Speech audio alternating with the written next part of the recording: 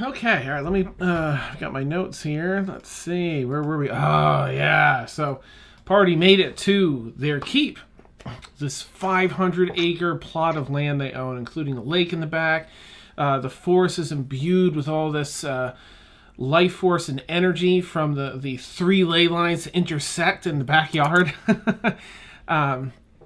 And protecting that and the land are a bunch of, there's a dryad named Azalea, a number of treants that are sort of like under her command, essentially, that wander and just protect it, from general intruders or ne'er-do-wells. Hey, Worsey. Let's see. The party made it there.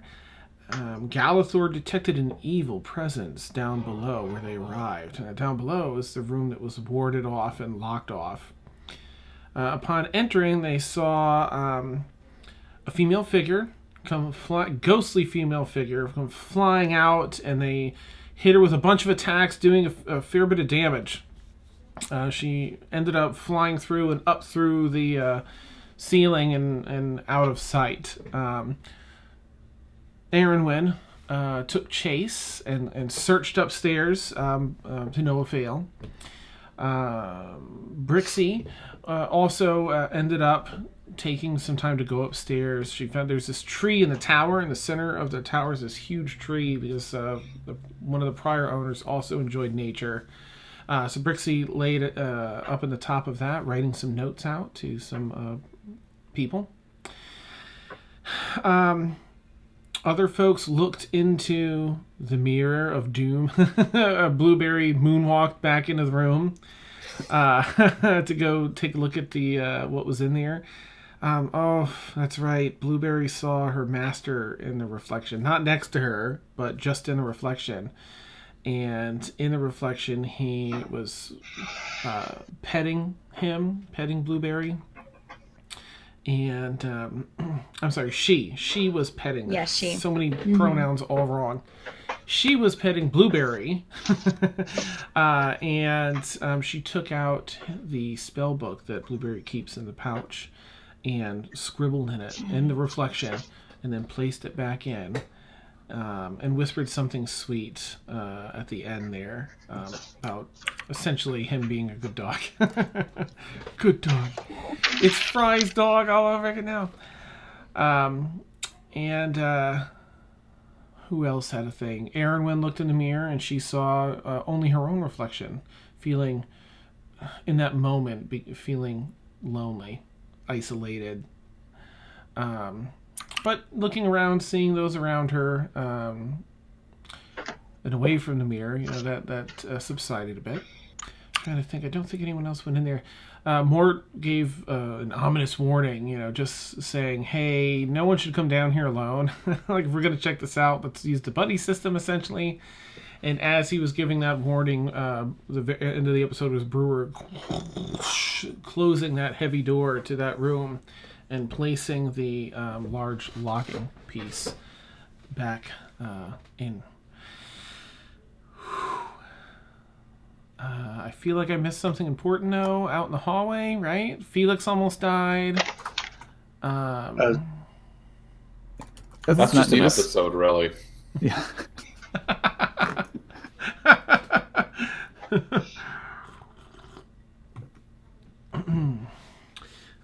But we'll take it from there. I feel like there was maybe a conflict in the hallway. Does that sound right? Or was it just Caelynn, like, look, we've got to be careful and don't split the party kind of thing? Yeah, Brixi is up at the tree. Yeah. And we sent Seb to go and just keep an eye out, just make sure she's okay. Mm-hmm. And did we mention the ghost chase? Yes, he did. Yeah. What is the name of our keep? Does our keep have a name?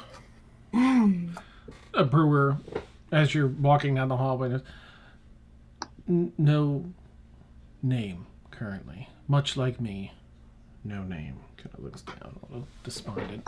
How could our keep not have a name? Perhaps we should decide. Or you. We need a name for our group too. Yeah. We're kind of bad with names.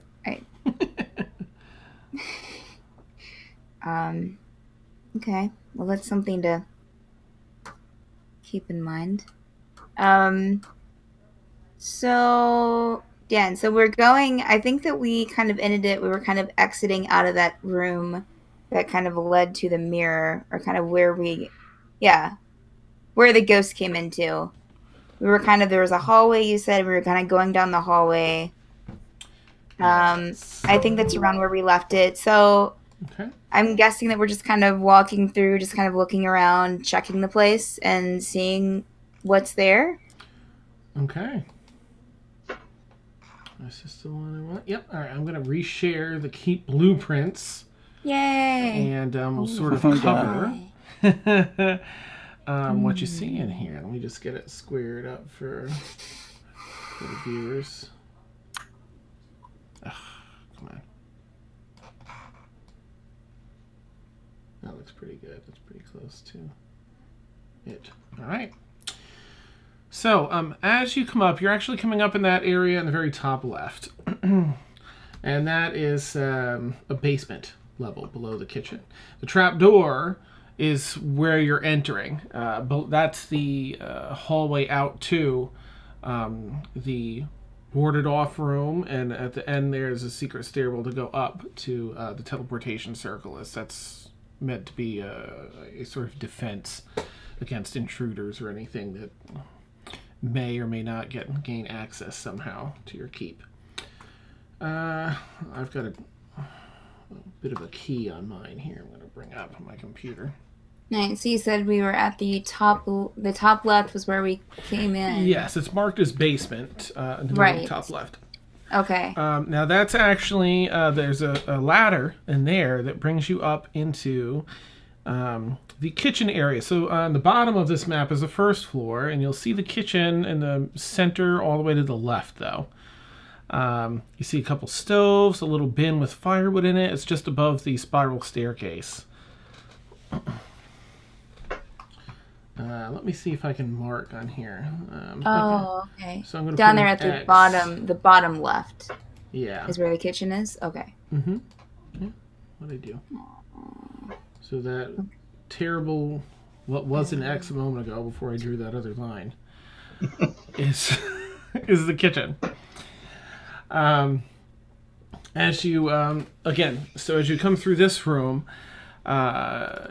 you see a number of stoves off to the right there, wood-fired stoves. Down at the southern part of the kitchen are it's a 3-basin sink, some shelving here for seasonings and pots and pans and the like, a wood box off to the left.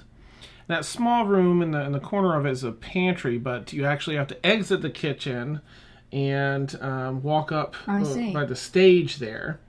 As you step out, you actually step out onto a stage. Actually, Councilperson Shuffletrot was a bard and was big into music and dancing. And so this area here is a large stage for entertainment. Partying, relaxing, and such. This is sort of the entertainment room. Off to the right of this room, that square box-looking thing is actually a bar.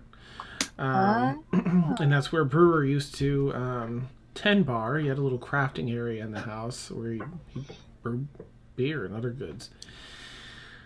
I feel like this would have been pertinent information earlier.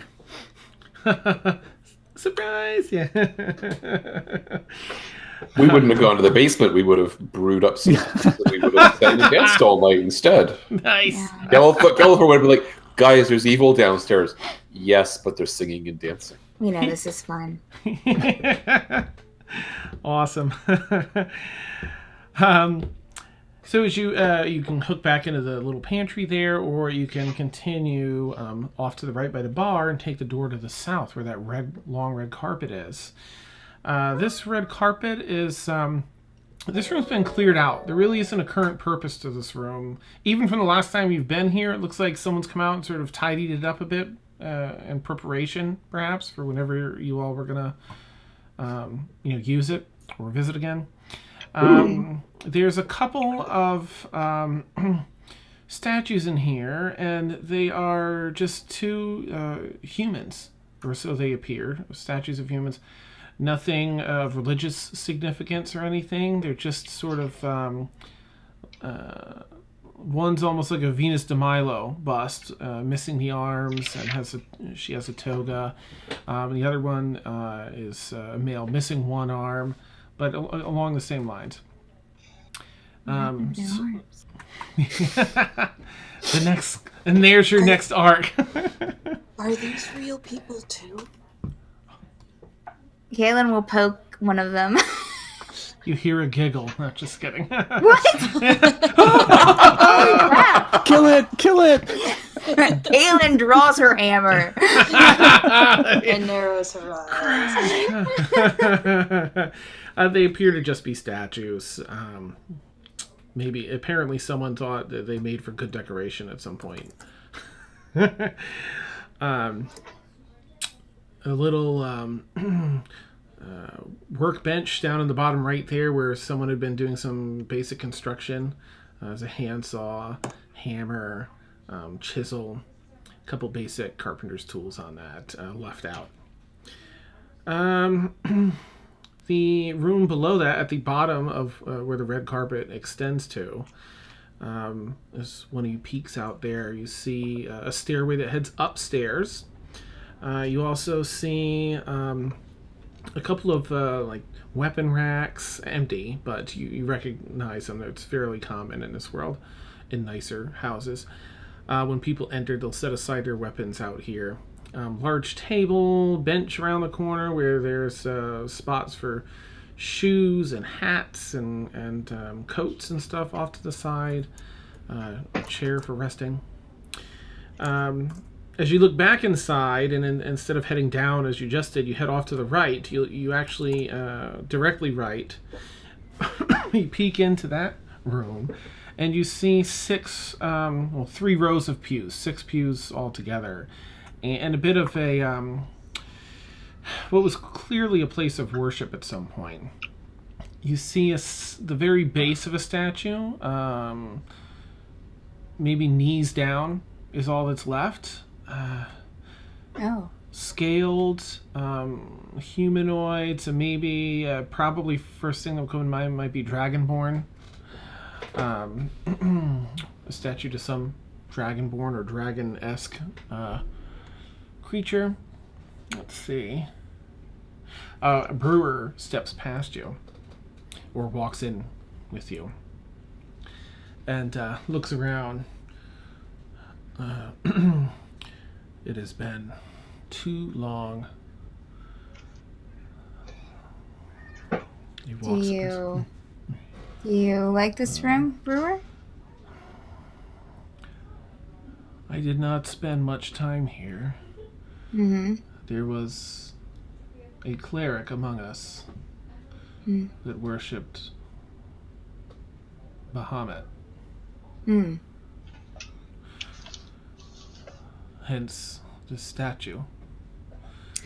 Oh. Though the others made use of this room too. And he walks up to the wall to the right of that statue. And there's this painting of it's a couple daisy-covered hills, grassy hills littered with daisies.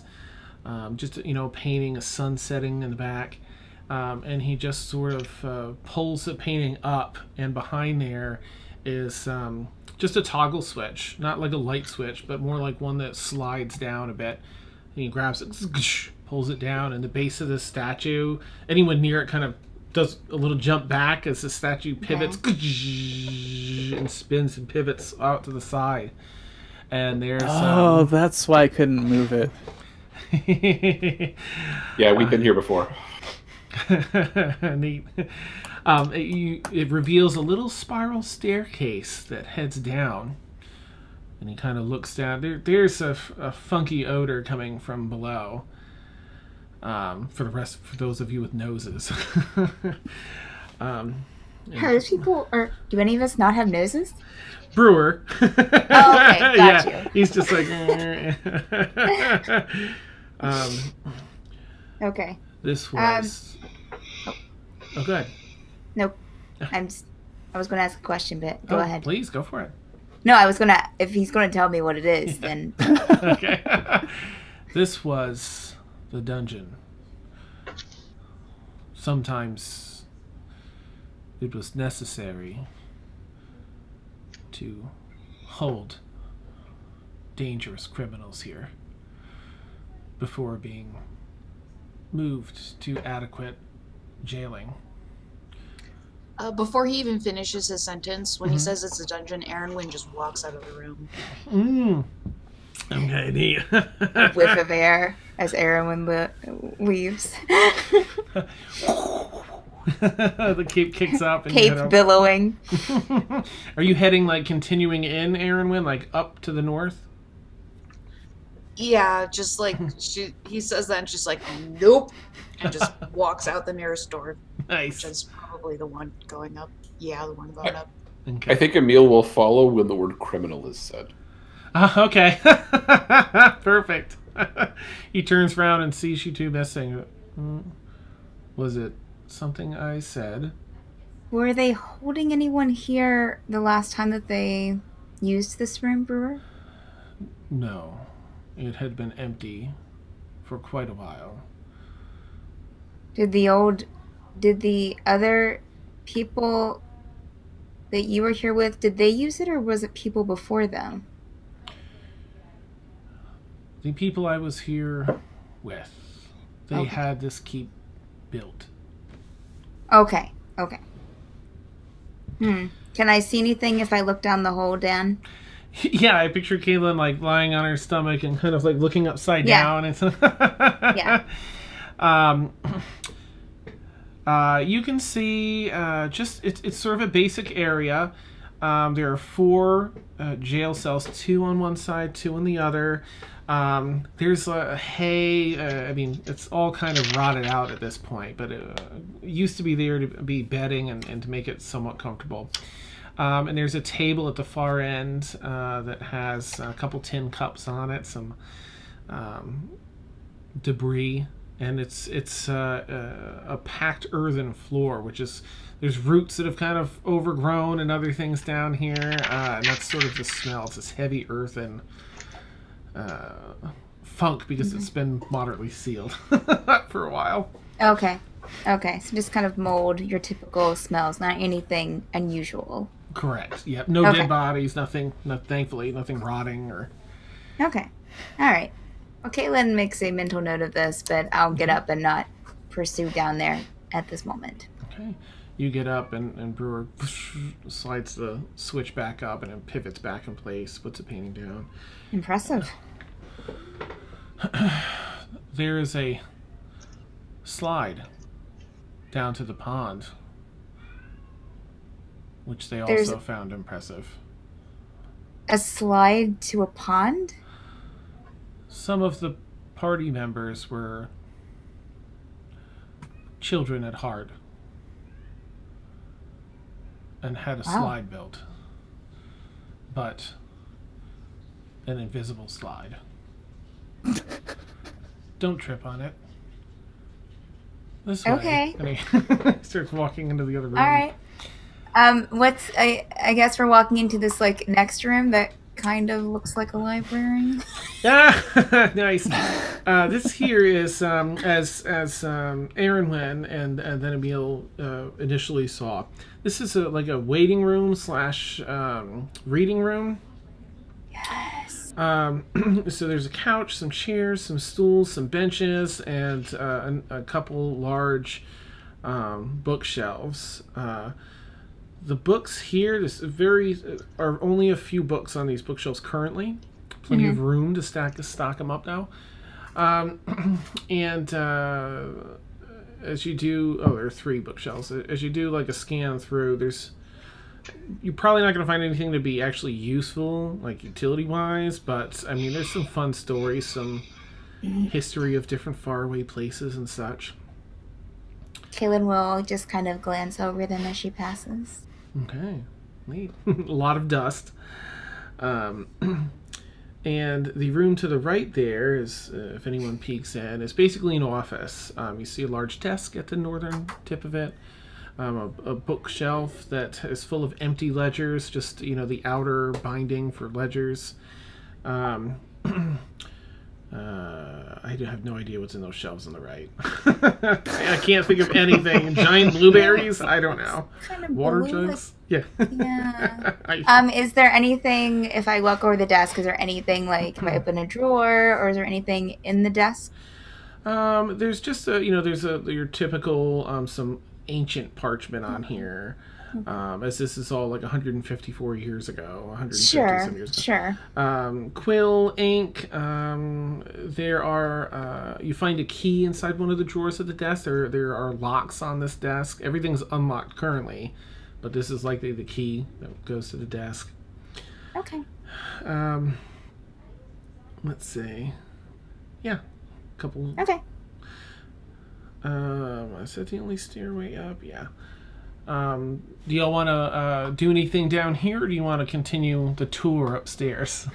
I think Caelynn's okay with continuing the tour upstairs. Okay. Neat. Yep. All right. Lead the way, Brewer. Yes. And he turns and and begins leading the way. Excuse me. As he goes back towards the front area, he takes a moment to open the door near the base of the that long red carpet, off to the left though, that leads to the spiral stairs. Yeah. That's what they are. Spiral stairwell. And just points out that it's there. Of course, you all see the base of the tree, which I think you, again, have seen before when you're here before. And he just explains, what I've explained, that there was a person in the party, a ranger that was very tight with nature, appreciated it very much. And she was Everyone's gonna stand at the base of the tree, and since she still has her wings of flying out, she's just gonna fly straight up. Oh. Dodging branches, of course. You all watch her leather cloak that again looks almost like these leathery dragon scales. Just the scales harden a bit, and they come out and look like two big dragon wings as she flies directly upward. Wow. Is this the tree that I am in? Yes, you're startled as Erwin is suddenly next to you. Guys, it looks so cool from up here. And I keep flying and hit my head on the invisible ceiling. Boom! It does. It makes this terrible echoing boom. Oh. Do you fly back down towards me? What? Do you fly back down towards me? I'm still up at the top, just kind of going, ow. Be careful, Erwin. There's a ceiling there. Yeah. Now that you take a closer look, you see some of the rain pouring down off of it. It's like, wait, It's really pretty. Caelynn will ask Brewer, do you have a lot of fond memories of this keep, Brewer? There were many good times here, and several sad times too. But this place did feel like home. Good.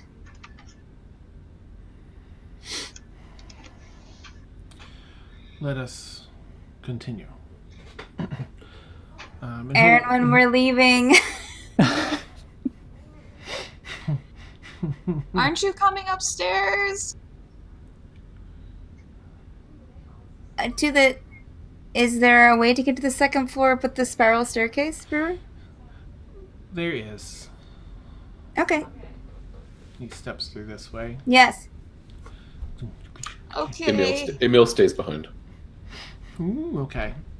I kind of float back down to the group. Does anybody have anything for a headache? I have a healing word. Aren't you the alchemist? Don't you have something?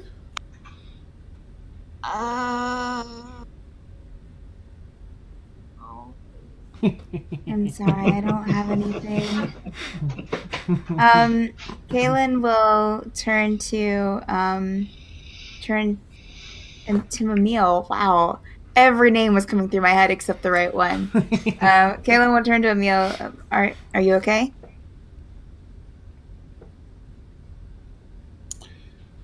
Yeah, I'm okay. Okay. And she'll follow Brewer. Okay. The rest of you head up as Emil hangs behind. You go up one flight. There are 3 levels to the tower, 2 levels to the rest of the building. So you go up to the 2nd level of the tower, and there is a doorway to the north there. And you come out in a small hallway. And Brewer first opens the door. As you're walking down this hallway, of course, you turn right. First door on the left there has the blue carpet. And he pushes that door open. Up here are the living quarters. The doors are currently unlocked. Bunk beds in all the rooms. We had an uncertain number of guests at any time. So, the previous party took precautions. Sure. And it's a moderately comfortable room. It has a hamper, a bookshelf, dresser, a big old nightstand there, and a comfortable bunk bed, a window up in the north side there. And Brewer opens up the next bedroom, a little bit more room. This one has a desk, proper desk and chair, hamper and such, and again, the comfortable a set of bunk beds. This is the red carpet room. A little more space to move around in this one.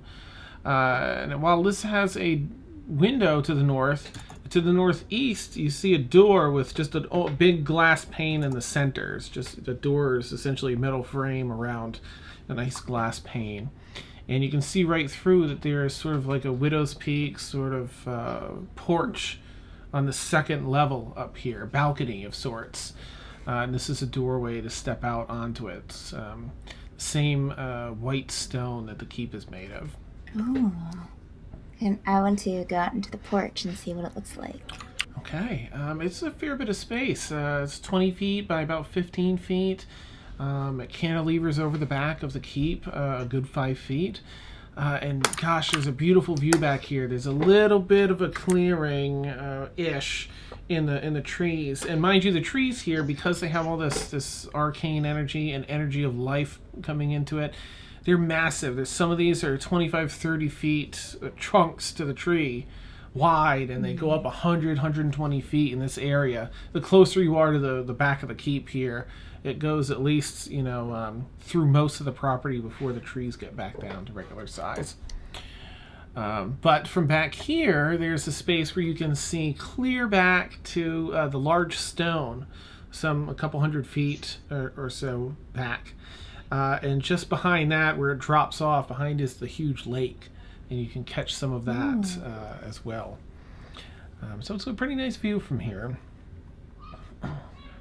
Caelynn's happy about the Nice. There's you see as you're out here also there's a door directly to the south that heads into what appears to be an empty room. And then there's a door to the southeast of that porch. And as you look in there, you see, you recognize the alchemy supplies. There's an alchemist kit in here. And some of the tools you've been reading about in your book on becoming an artificer. Yes. You see some of those tools here. Caelynn runs in. Erin is right on her heels. Nice. You both go to your respective portions of the table. Up at the very top wall is where all the artificer stuff is. There's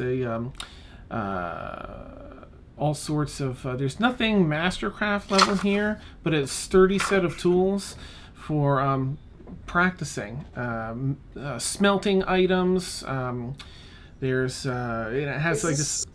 Is this the room to the right of the porch, or Yes. the one with the magic circle on it? Okay. To the right of the porch. Mm-hmm. Okay. And of course you see Aaron in a alembic and some of the beakers and tubes and all the other things for alchemy. So underneath you see like the bottom right there is where there's a cauldron with this has an arcane symbol in the bottom to heat it. Or you see an arcane symbol and you see some of the heat and scorch around it.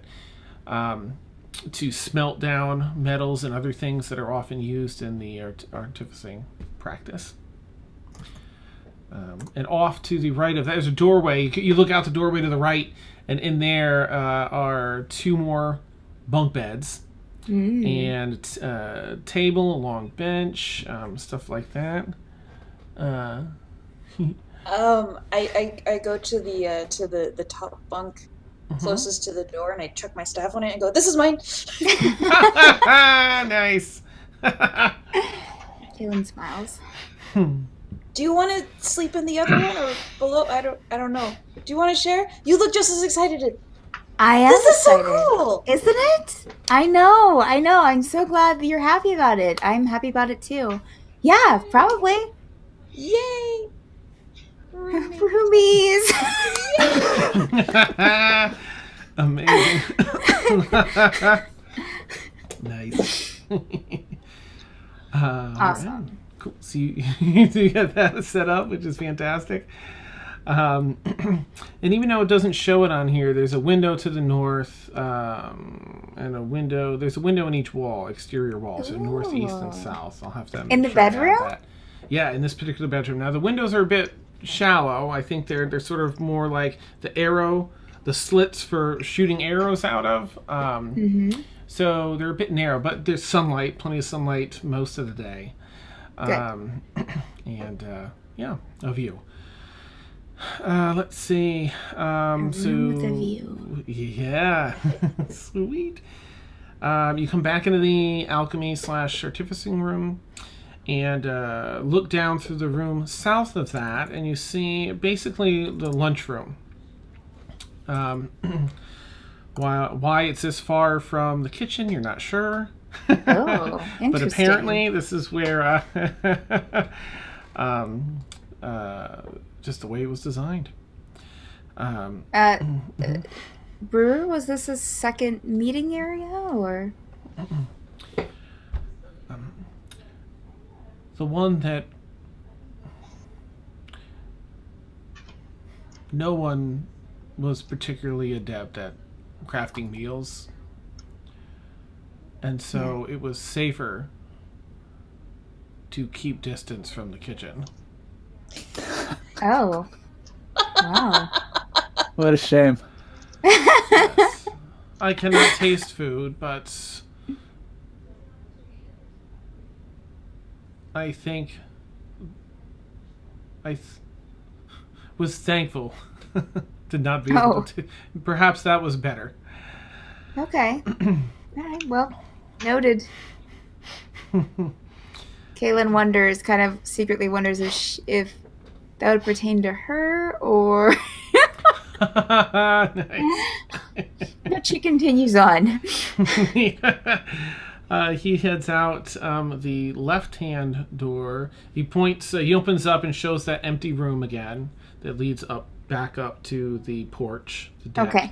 And then heads out left, directly left at that large table, though, into the bigger hallway. Opens the door to the south and shows that this is the same. This is the stairwell down where you were originally. And loops around the corner and opens up the room with the sigil there on the floor. And this is the room where you found, I believe, the lupine pandect. I need to watch earlier episodes because honestly, I remember none of this place. None of it. None of it. That's so wild. Okay. Well, it has been like a year since. Although it kind of fits with Caelynn's character because she probably wouldn't remember either, so Nice. it's fine. Aaron runs in again and just kneels on the rune and just kind of stares at it. Nice. Brewer, what is that, Brewer? This, as he pushes the door the rest of the way open, and you see a number of bookshelves here that have a fair number of books. There's a couch, there's a bunch of empty scrolls. In the corner just below that couch is this huge unfurled scroll along the wall, and it just has notes upon notes upon notes. And there's this little rectangular... it's almost like a black sponge, it looks like. Very sharp edges and corners. No wibble wobbles. Very flat rectangle. It's just set down at the bottom. And it looks like some of the ink has been erased somehow down at the bottom. Looks like it was written and then partially erased. Brewer says, this was a room for arcane study. Spells could be safely practiced here, and looks down at the rune on the floor.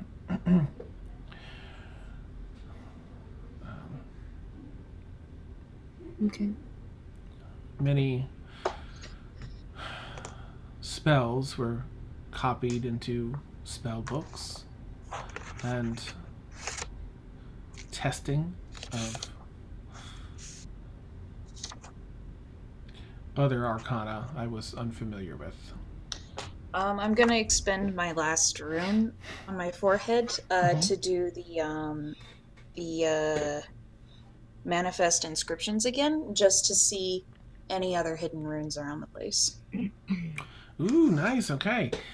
You do that, and almost like some neopunk circuit board neon little little streaks come out of this rune and light up all these invisible runes around the rooms, up the walls, across the ceiling, and it's all in this bright blue color.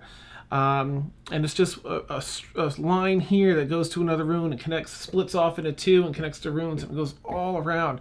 That seems to add to the protection of the runic circle that you're kneeling on currently.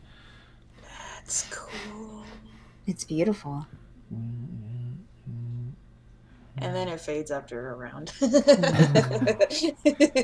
It's 6 seconds of beauty. Oh no, yeah, it's a round, so Yeah.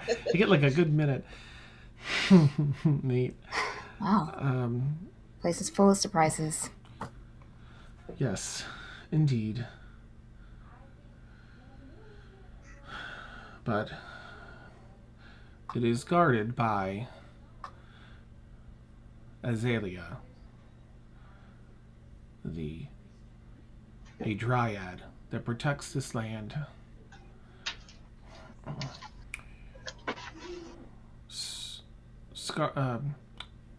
Scarlet Shuffletrot has discussed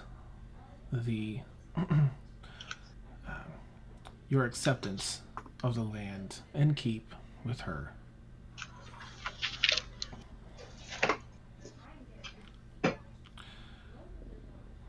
Okay. Though they do not care for the keep itself, they will protect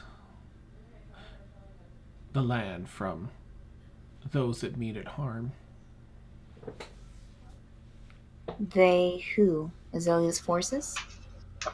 She has many in the wild that answer to her.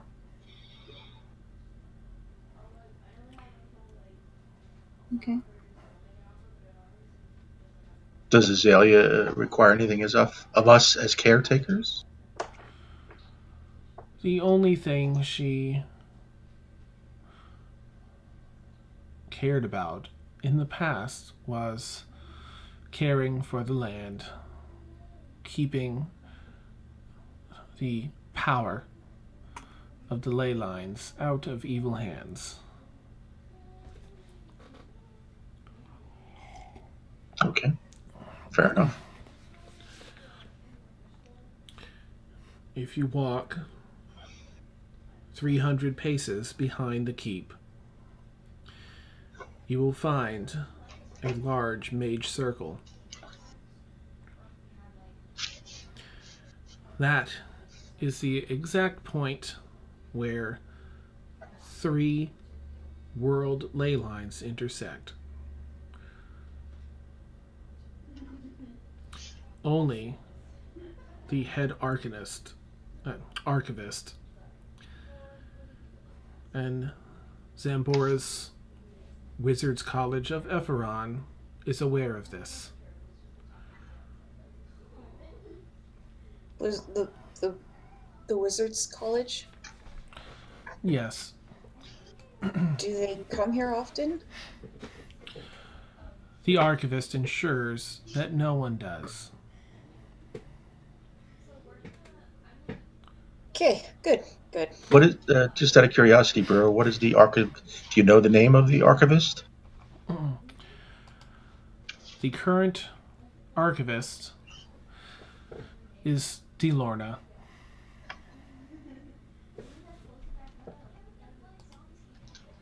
Okay, and she is in Xanbora, correct? Correct.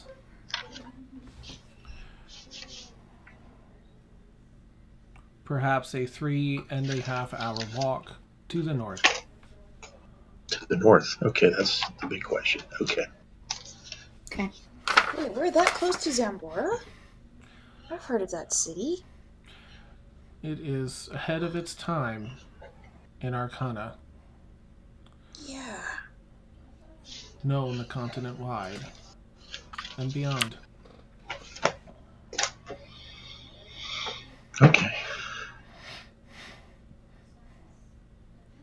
So have you given us is the tour over? This is all I am aware of. Okay. I would suggest at least a brief conference with Arcanist Delorna. Yes. She can tell you more of the benefits and dangers of the Mage Circle and ley lines. Okay. I agree. We'll rest up and talk about maybe going to see her. I must work on repairs. I will head to the artificing room Okay. and see what I can find. All right. Thank you all. Take care of yourself. Thank you, Brewer. Indeed. Thank you for returning me here. Do you need any help with anything, or are you? If you find yourself with the time, I always enjoy your company. Come on, let's That go. would- Nice. He has like a couple different, since he doesn't have lips, he has the mouth opening the jaw, but then he's got like a second thing of just like make plates of metal that come down really thin so that he can form like different expressions. They like cover to make it, and it kind of slide up to form like the smile. Cool. And heads up there. Okay. I'll go and help him with that for a bit. I'll set my stuff down in the bedroom near the artificing room. Okay. I'll probably keep. I think Caelynn probably keep like her swords and stuff with her, but I might like lay my bag down. Okay. Excellent. Whew. Well, if I was going to say, if no one has any objections, I would claim at least one of the beds in the red bedroom, the one right adjacent to the mage's room, if that's okay. Top or bottom? I'm probably just as easy on the top because I can hop up there pretty easy. I was going to say, you're 3 feet tall. How are you going to get up there? Is there a step stool? Well, there is a chair in the room. There's a chair in the room, so we can climb on the chair. He's a wizard. He can fly. Oh, yeah. You have the I'm more magic than- carpet. That's a good question. We're going to need a place to to store a lot of stuff, so we're going to have to figure that out, I guess. You did see quite a number of trunks in that mage room that probably they were popped open likely, and that's where you saw a bunch of the scrolls and other things. So there's probably some supplies here to be had already. Okay. Yeah, I was going to. Well, the Caelynn went to the other room, right?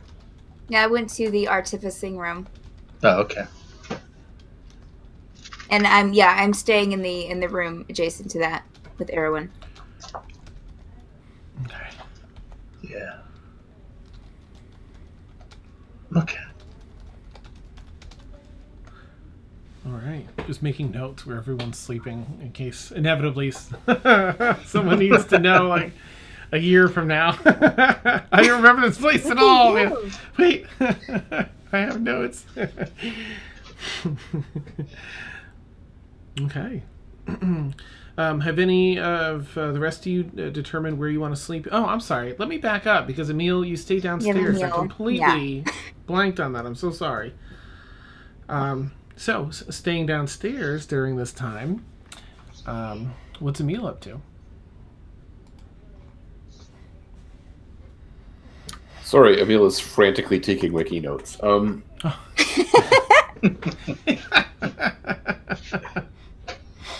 know what? Emil's going to sit there for a minute in the tree room, and then he'll probably wander over to the statue room and sit in one of the pews for a bit. There isn't really anything major going to happen here, but yeah, just not following the tour. Okay. All right. As some of you come back downstairs, if you go through that room anyway, you'll ultimately find Emil.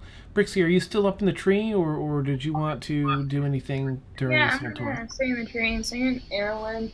I'm gonna climb halfway down and monkey style, put my legs and hang upside down. See, Nice. everybody's there. Eventually, you see Mort coming back over that way. So he's coming to his bedroom, and you're kind of swinging upside down, and you're looking through the doorway, and you see Mort lift his stuff over his shoulders. He walks into that, around the corner to head into that room, but you see him there before he goes in, if you want to say anything.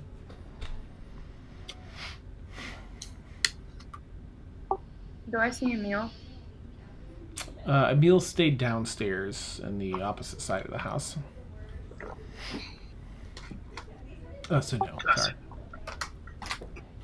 Alright, and I'm gonna swing my stuff back up and climb back up and sleep in the tree for the night. Ooh, okay, neat.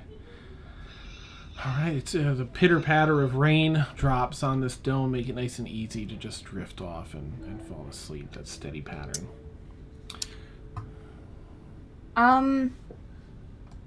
I do want to find... Mortimer, are you still upstairs on the second floor? Yeah, I was just sort of like putzing around in my bedroom, trying to just get used to the space. Sure. I do want to... I mean, I'll help Brewer for a bit, but I do want to go to Morty and... Is the door open, or is it closed? Yeah, it's open. Well, Okay, I'll just poke my head in. Do you have a second? Mort standing on the chair. Just kidding. Do you need help? Do you need trying my to figure broom? out. He's got half a leg up, trying to figure it out. He's reconsidering his decision. Maybe Maybe you the should bottom. maybe you should take the bottom bunk. I think you're right. Yeah, I'm taking the bottom bunk in our room as well. Yeah, I think so. I think you're right. So what can I do? What's going on?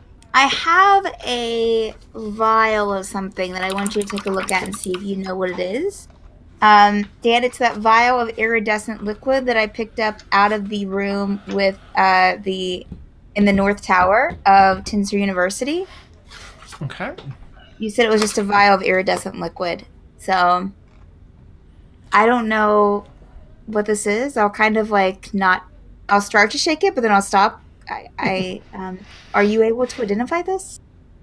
Yeah. You tell you what. Let's take it into the rune room. The rune room. Nice. Right. What else can I call it? Away. The mage's the arcane tinkering shop. Let's call it that.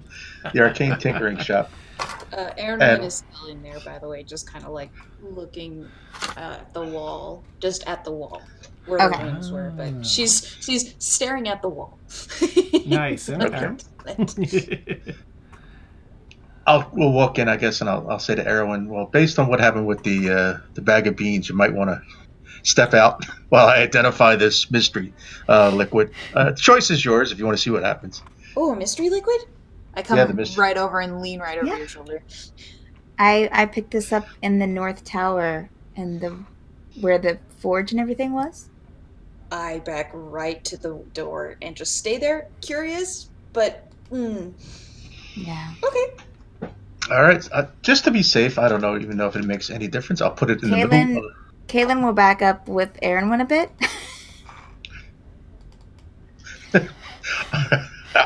I was almost going to issue the Darth Vader. I find your lack of faith disturbing.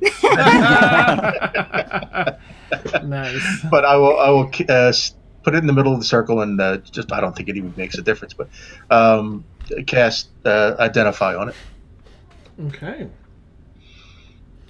Mortimer's magnificent mansion. That's amazing. Okay, my notes are loading to go back to pull that up, but it's just sitting in the circle. So any minute now.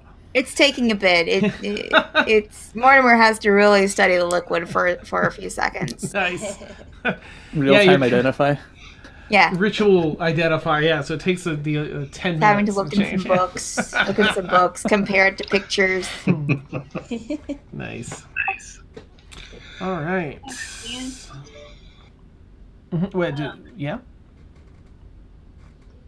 Brixi's gonna try to sleep in the tree, realizing how uncomfortable it is. She's gonna get down on the tree and follow where Mort is. Okay. Where Mort went to find a more comfortable place to sleep. Okay.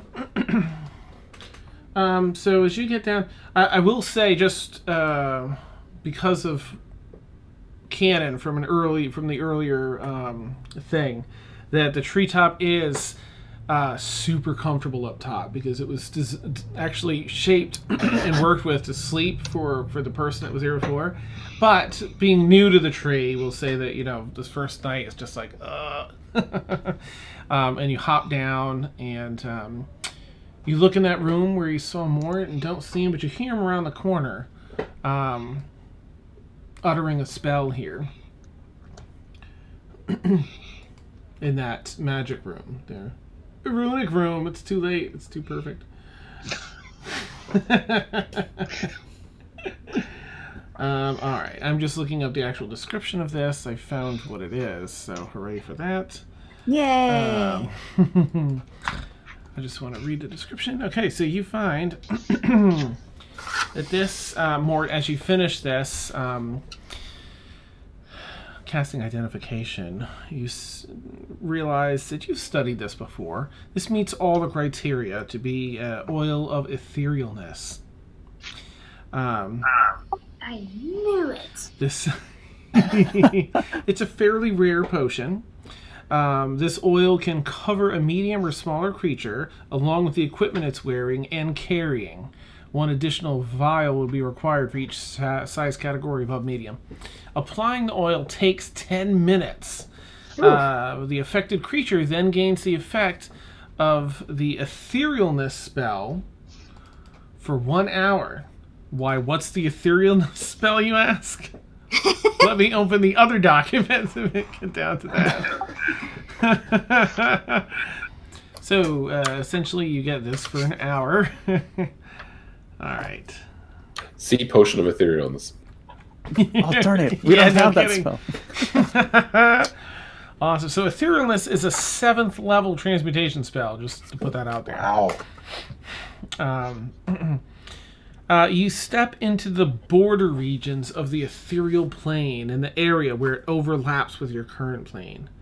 You remain in the border ethereal for the duration of the hour, or until you use your action to. Oh no, you can't use the action to dismiss your spell because it's oil. So you can probably take the oil off. Maybe, I don't know. Take a shower. Yeah, pretty much. During this time, you can move in any direction. If you move up or down, every foot of movement costs an extra foot. Huh, that's wild. You can see and hear the plane you originated from, but everything there looks gray, and you can't see anything more than 60 feet away.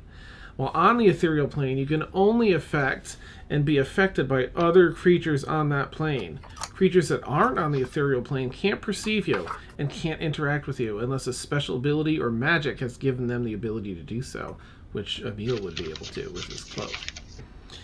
You ignore all objects and effects that aren't on the ethereal plane, allowing you to move through objects you perceive in the plane you originated from which you originated. When this ends, you immediately return to the plane you originated from in the spot you currently occupy. So if you occupy the same spot as a solid object or creature when this happens, you're immediately shunted to the nearest unoccupied space that you can occupy and take force damage equal to twice the number of feet you are moved. Wow. Oh, wow. It has no effect if you put the oil on while you're already in the ethereal plane.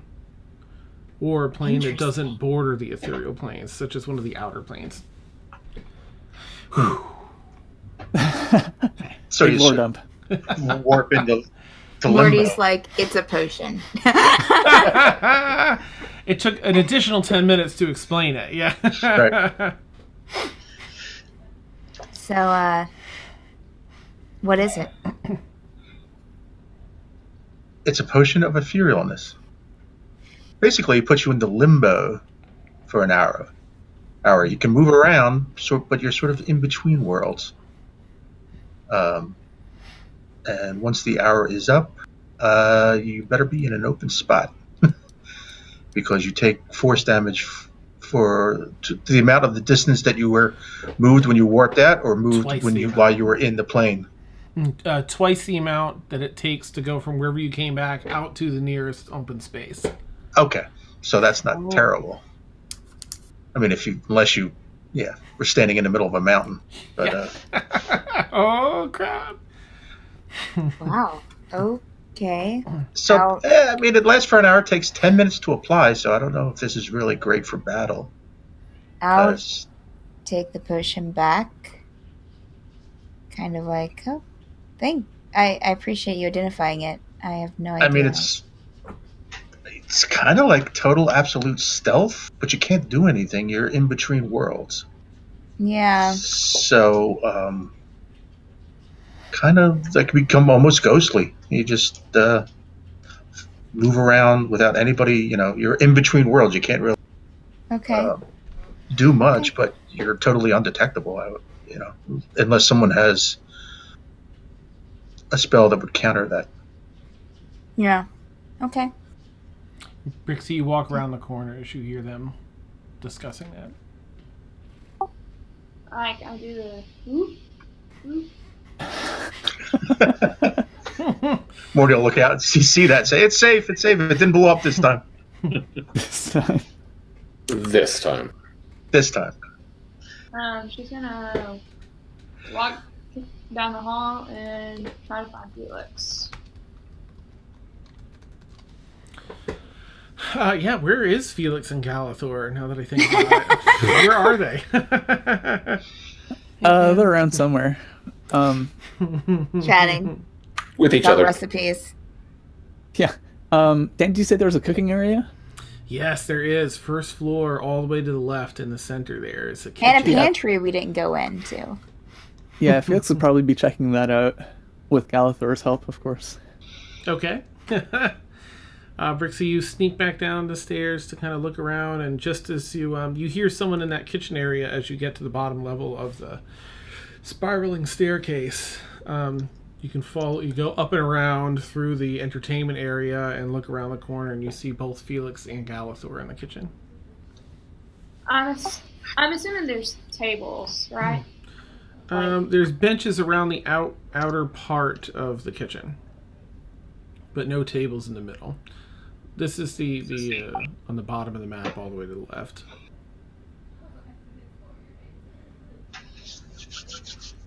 Where did they keep the utensils? I can't find where anything is stored in this place. This is so random. Oh, hi, Brixi. How's it going? Oh, you're muted. Yep. I wave at Felix and just have a seat in one of the benches and just pull out the drawing and contemplate.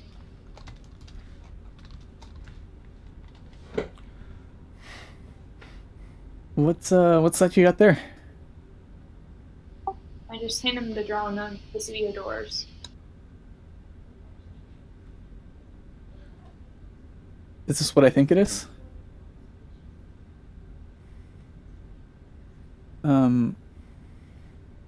Is it just another dream, or did you go there again?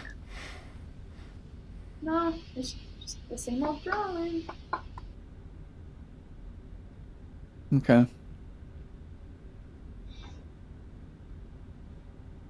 Well, just remember that it's a very, very dangerous place. And I know you can handle yourself, but this is something more than any of us alone can take on by ourselves.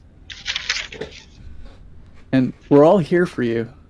So just let us know if something needs to be done, and I'm sure we'll all be able to help out. He just nods and gently gives Felix a hug and walks off. Okay. I'll add a drawing to my inventory. Nice. Awesome. And, Brixi's gonna try to find a meal. Okay. You start, perusing this lower level here, and as you walk around and across to the room that has all the pews in it, you spot Emil sitting down in one of the pews. Hey, Brixi. Trying to find a place you're comfortable, or just wandering? Wondering. And I just sit right next to Emil.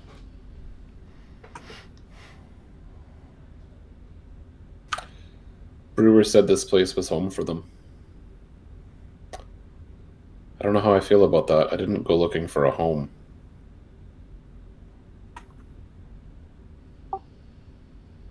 I don't know how I feel about it either.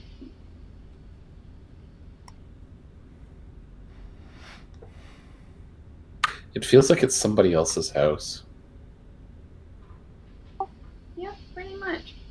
And she just looks around the goodness. The word escaped me. No problem. Just the area, the room. It's kind of a temple room, isn't it? That's the word I was looking for.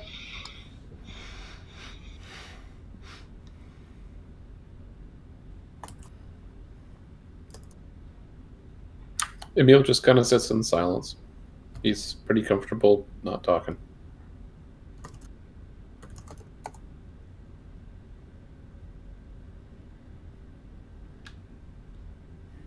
Okay. Brixi, you want to chill there with him?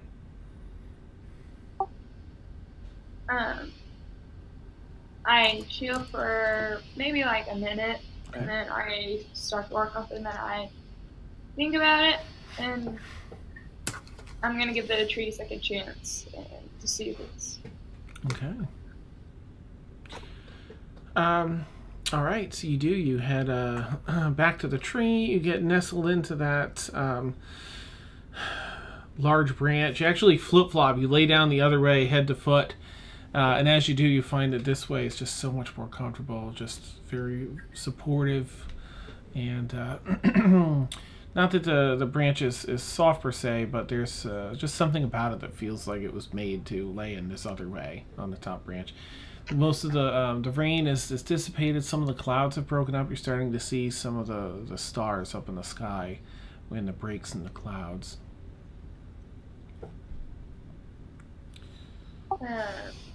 Just looking at the stars, I'm gonna grab my pearl necklace and just close my eyes and just think about my mother and see if I can dream about her. Okay. All right. You fall asleep, and tonight you just end up with a restful night of sleep. nothing really guides you in your dreams tonight toward anything. Does anyone have anything else they want to do before bedtime? Oh, go ahead. Well, I was just going to, while we were in the room, in the arcane, the runic room. Too late, Frank. It's too late. Too late. It's canon. Oh, God. While we're in the runic room, the rumpus room, I just wanted, one thought that Mortimer had, he just wanted to, while we were taking the tour and seeing some of the areas, I know you have 7 barrels of some rather volatile stuff in your bag. It might be a good idea to offload some of them. Not all of them. You never know when you're going to need a keg of dynamite, but now we can probably alleviate the 7 barrels of it in the bag and make some room for some other stuff. Just a thought, something while I was walking around the place. Just thinking. Thank the gods. It's taking up a lot of space.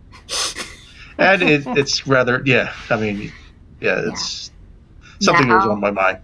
I'll sit it down in a secure place here somewhere, for sure. And I was wondering about, I guess, the magic carpet. I guess we should keep with us at all times. I'm just running through that in my head. I would probably say yes, just in case. If you can't hold it in your stuff once I get some barrels out of my bag, I should probably be able to fit it into the bag of holding. Okay. All right. Go ahead. Okay. No, that's it. That's be good looking out. Good idea. Are you fitting okay in the group? Okay. Yeah. It's only been, it's the past, I'm thinking 5 days. Seems like a month. Probably been a little over a week with the travel out the back. It does seem over a month. But I think I'm agreeing with what everybody so far has been doing. Okay.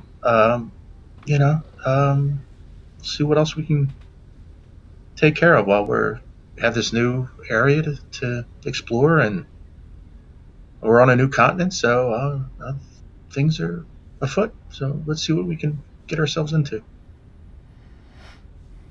Do you have any family, Morty? Well, yeah, I have. My mother and my father are still alive in the village, along with my sisters. What village? We'll just say that you tell me the village name. Desperately typing village name generator. Oh yes, that village. Right. I've heard of there. I've heard of that.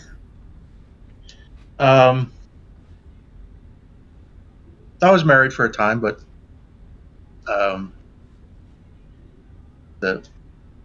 a merchant from above ground. We were in the Underdark, so that sort of didn't end well. But that was probably one of the reasons I chose to leave the village. Wow. Not to pursue her at anything, but just like the village wasn't. Freedom. Offering much more for me, and was always something on my to-do list. So to go out and explore and see the world rather than just the Underdark. So and my village. Sure. So maybe it was for the better. Yeah. I had some troubling things run me out of my hometown as well. Things I'd rather forget about, but can't. This came out to kind of get right away some wrongs in the universe, to try and balance out what happened. But Caelynn becomes uncomfortable. Well, I guess I'd better, I'm gonna go and just check on. She starts walking out. Night. Okay. Good talk. Or you very easily and comfortably slip into the lower bunk. I do want to see if I can. I mean, I, the player, know where she's at, but I do want to see. I do want to kind of roam the keep, seeing if I can find Brixi. Okay. Granted, if she's up in the tree asleep, I probably won't, but I do want to do that. All right. She went to see Emil for a bit, so I imagine that's probably about the same amount of time that your conversation with Mort took. As you look around, she probably would have made it back to the tree and have climbed up. But you'd see her getting comfy up top, not quite asleep yet. Okay. I just wanted to make sure that she was there. So, I think I'd probably do the same thing with I'd probably just walk the keep just to see how everyone's doing. Make sure everyone's still there. I think by that point you would not find Emil. I think Emil's going to sleep outside. Oh, okay. Okay. Dan, Mm-hmm. would Brixi hear the clanking of Caelynn's armor? She's pretty stealthy, you know. I do have the boots of Elvin Ken on. You wouldn't hear her footfalls. You can, I guess, make a perception check with, just a perception check, Brixi, and Caelynn, you can make a stealth check with advantage because of your boots. I'll try when you die. Don't tell me now. Oh, dang. Okay. Oh, no, they failed you. What check was that, Dan? Stealth with advantage for you, Caelynn. Okay. Oh. Because your boots, yeah. Oh, no, that didn't help. Oh, no. That's fine. So that is a 14 total. Ooh, okay. She beat it. Oh, no. Oh. Yeah, because she has the boots that make no sound when she walks, her armor, she's just, carefully perusing. Unfortunately, you were already drifting off into slumber, I guess, and you missed it. Well, I wouldn't say she wouldn't have gone straight to sleep, but just okay. looking up at the stars and just... Yeah. Okay. Well, I'll just note that I don't find a meal, but I won't be too alarmed. Okay. Since he just kind of stealths around. So, you do find Felix and Galathor in the kitchen. Felix is rearranging all this serving items, the dishware, the utensils, because whoever was in the kitchen before clearly had no idea what they were doing. Nothing's organized in a way conducive to cooking at all. Okay, now the forks are next to the spoons. That's more logical, right? Yes, it is. Awesome. All that's right in the world. Okay. All right. Once I find everyone sans Emil, I will probably go back to my room and write in my journal a bit before I fall asleep, like while I'm lying in bed or something. Okay. Are you, Caelynn, are you in this lower bed, the same bunk bed that Erinwin's in, or are you using the other one in the room? I'll probably use the other one in the room. Give myself a little space. Neat. And Felix and Galathor, do you have a particular bed you want to use in here? I'm just notating it. Not really. No. All right, I'll figure... Whatever's open. That top, I think it's a blue room. I'll just figure the blue room there. Okay. Blue carpet room, rather. Sounds good. Wait, that's the ancient one. I don't need that. All right. Anything? I'm sorry. Did I cut you off, Mort? Were you going to say something?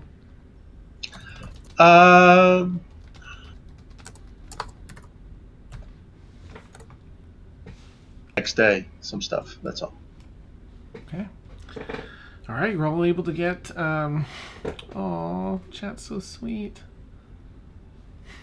Focus. You're all able to butterfly to get a good night's sleep. Let's see, Emil. Emil, if you would make a perception check as you're sort of resting, but you have the. Actually, what's your passive perception? Because it's something ridiculous. I think ridiculously awesome. 20s a bit. 24. That's a bad man. Nice. Yeah. So as you, the front of the keep is sort of a cleared out front yard for about maybe 150 feet out before it becomes woods again. So there's some wooded areas to rest in. There's some canvas-like tents that are out in the front yard, 20 by 15, one on the left, one on the right, that offer some protection from some of the elements. But as you're resting, you do sense almost like a patrol of something in the woods, something nature would some of the things you hear a tree creak, and wait, I could have sworn that tree was over there, kind of thing. Just the typical patrol of what you've experienced once before here. Okay. All right. Everyone's able to get a good night's rest. Morning comes around. What do y'all want to do? Is Felix making breakfast? Oh, Felix, you've got to have... Where are you back to? Is it bio break time? Oh my gosh, is it? Break time. It is! Oh, I'm so sorry. Yes, and what a perfect time for it, too. Wow, I got so sucked in. Okay. Let's take our bio break. So we'll catch you all back. For anyone who doesn't know, we take a bio break halfway through, about 8 to 10 minutes or so to refresh coffee and all the other bio stuff. So we'll catch you all back really soon. Yeah, yeah. Awesome. All right, so I also have to give you a hard time about saying coffee. that's awesome. Coffee. I appreciate it. Yeah. All right, we'll catch y'all. We'll keep streaming and stuff. Some of us will be here back and forth. I'm gonna go make some coffee and then I'll be back. All right. That's awesome. All right, I'll catch you all soon. Yeah, be right back. Okay, and a side note, Felix, you're down to 3? I think this puts you at 4? 3. 3? Okay. Level 3 exhaustion, which is only disadvantage on attack rolls, speed halved, and disadvantage on ability checks. Only. Better. Sounds good, Dan. I'll mark that. Thank you. No problem. Alrighty then. Time to get some coffee.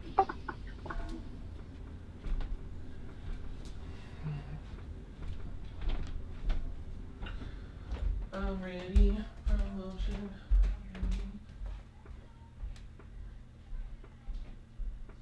Oh my lord, it's freezing out here.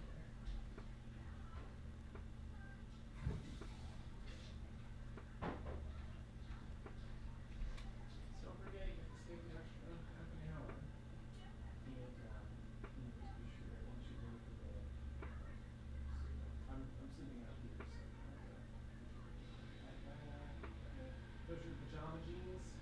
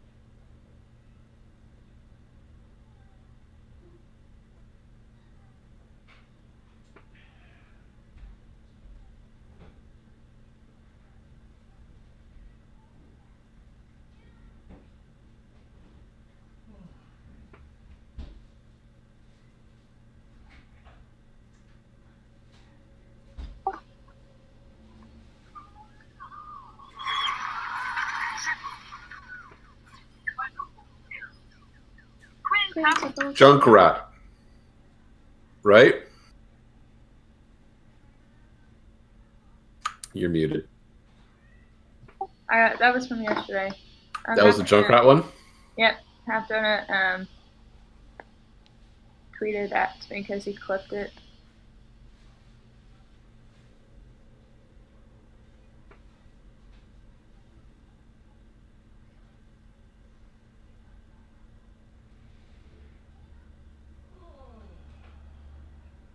Alright, there we go.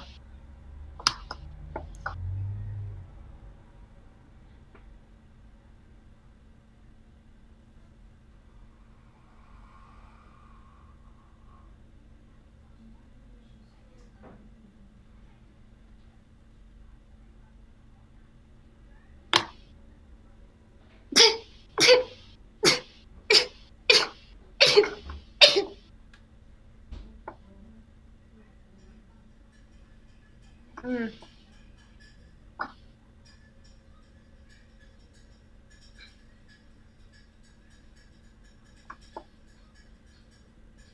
Thanks, Ash.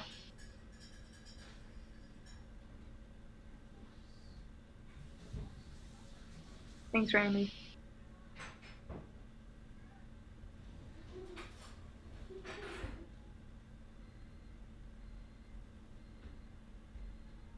I saw that clip half. I usually go back after streams to see if anybody clips stuff. And I saw that clip.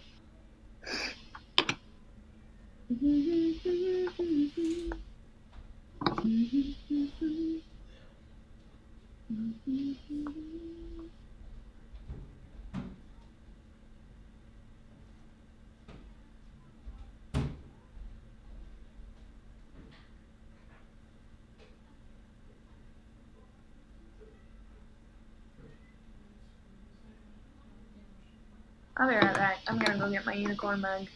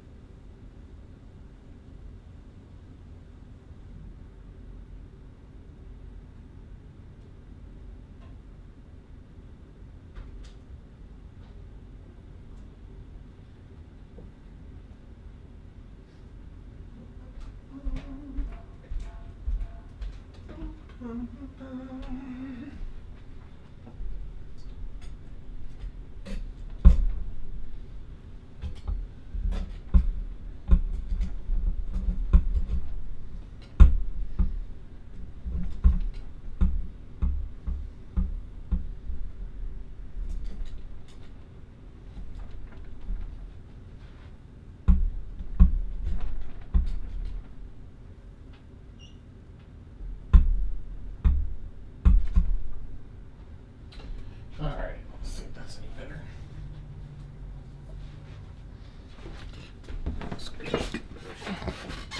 Beaver flip. Hey. What did I miss? I had to help put kids to bed, sorry. No worries. It's perfect timing. Hey, half donut. So, Caelynn was trying to move the black powder, and there was an incident. So we're going to roll some new characters. Nice. Dang it. Not again. Good. I don't have to finish building out the the existing ones. Just kidding. Now, Dan's camera is a throwback because we haven't seen this in months. Yeah. Well, did it get fuzzy? Wow. Fuzzy Wuzzy. All right. Yeah, that hasn't happened in a long time. Oh, I just spilled coffee, and then I'm just going to wipe this up quickly. Dan, also, I rolled for my wings, and Yeah. I can't use them for 4 hours. So. Are Aaron wings actual proper wings? No, they're wings of flying, so it's a cloak that turns into No. wings. When she flew around the tree, though, they were actual wings? Mm-hmm. Do you think all the not- doors are closed to your room? Because you might wake up with a raven looking at you.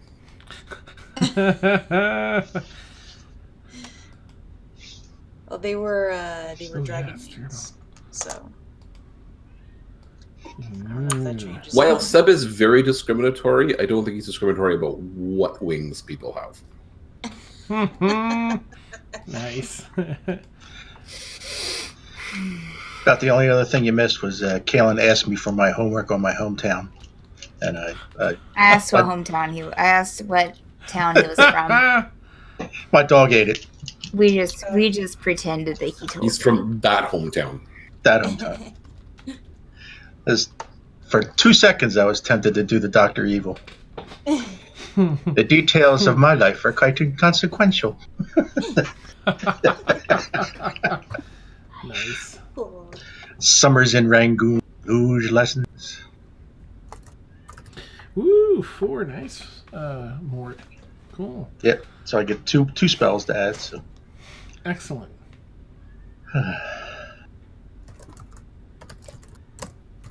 Now we all get our crumbled ceiling damage back. Oh my gosh.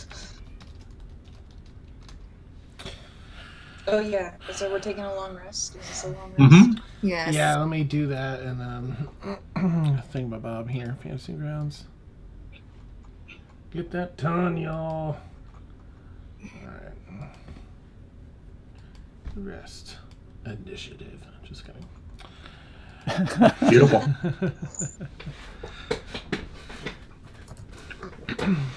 Bring it, Dan. I know, I'm sure everyone's ready for some actual battle. When you click rest, is it supposed to restart everything on our sheets? Mm-hmm. Okay, because it didn't do it on mine.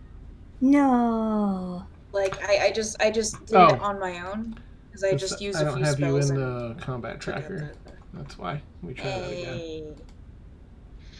Bam. Okay. There we go. Well, I just reset it all on my own. Oh, Okay. But just FYI. Okay. Dan, I'll get those letters that I wrote to you this week. Okay, neat. That way you just know what I wrote them, just in case. And Felix, don't forget to readjust your hit points. Yeah. I was just looking like, oh yeah, I wonder what I... Woo! Like, that's right, yeah. He was halved. Oh, I wasted so much coffee with that spill. Oh, you split your coffee? Geez. Yeah. I mean, it's not too bad. It's still near the top, but just, you know. Just lap it up. It'll be fine. Nice. We got a super bendy straw. Meat helmets? Yeah, I actually have the poster. I haven't framed it yet, but That's of that whole diatribe he goes on. My mother was named Chloe and had web feet. Nice. Oh, did we lose some? So, Oh, okay. back. In, out, in, out. Prom night. Maybe. Uh-oh.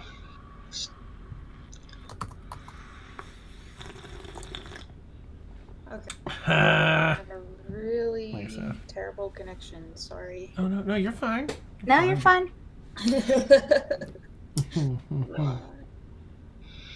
Ed and I have cable. We'll send you some. Please. Nice. Nice. Just lap it up. It's like 100-meter repeaters. All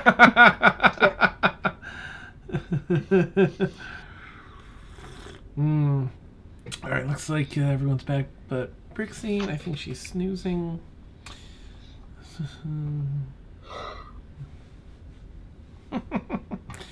Okay, let me see. Bring up my notes while we figure out what y'all want to do. Y'all wake up, fully rested. Pew, pew, pew, pew. Air horn sound, and away we go. What would y'all like to do? Is Felix cooking? Yeah, everybody scrambles to the dining room with anticipation. I'm wondering if there might be some. I know nobody's really occupied this keep for a while, but might there be some oats or something, Dan? Yeah, some honey. Some like dried, and some super old, pressed oats. Yep. Probably a lot of honey because these are probably really stale. But just some hot oats.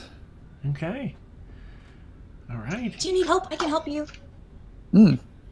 Please, yeah. The spoons are next to the forks. Okay.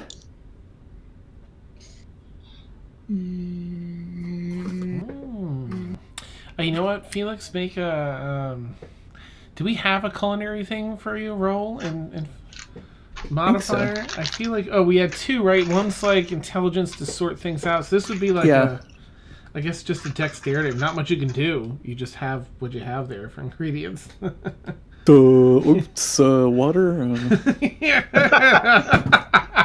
Boil? Oh no! Uh-oh. Do you get advantage It's a because plus I'm helping 5. you? No, that was a natural one. Does he get advantage because I'm helping?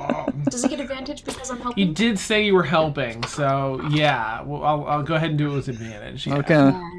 No one wants a natural Yes, sir. one ancient oat breakfast. Save us from lumpy oatmeal, please. Stony oatmeal. Not that much better. It was a 10 total. But, that just means that they taste like you would expect. Nothing worse, nothing better. They're sweet, which helps overcome these terribly stale aftertaste of the oats. But it's an adequate breakfast. Brewer does not partake. And well, no, I'm not. I don't know. Yeah, I'll be there because I'll be hungry. I'll give Brewer a biscuit from my bag. Oh, yikes. Nice. Erin Wynn eats she cleans her bowl. This is so much better than anything they ever gave me at that college. Thank you. Thanks for helping me stir too. I think the bottom would have burned if you hadn't jumped in there. Oh yeah, no problem. So I was kind of zoning out. What was it that Felix made again? Like oatmeal or yeah. Okay. Ancient oats oatmeal. Caelynn will eat it. She has a pretty strong stomach, so. Yeah. Yeah. Delicious. Nate, Caelynn finishes her bowl, tosses the spoon into the bowl upon completion. Just out of curiosity, I'm going to ask Brewer. Nice. Where's he? Where do we get our? I mean, these supplies, these things that are in the house. Is there a fee, or I mean, do we have farmlands part of the 550 acres, or generally how do we? Real questions. Yeah, I'm asking a real question. How do we acquire supplies? Is it something we're going to have to maintain, or? From what you received from Councilperson Shuffletrot, there's a 5-year mark with 0 taxes on this property after bequeathing it to someone. And let's see.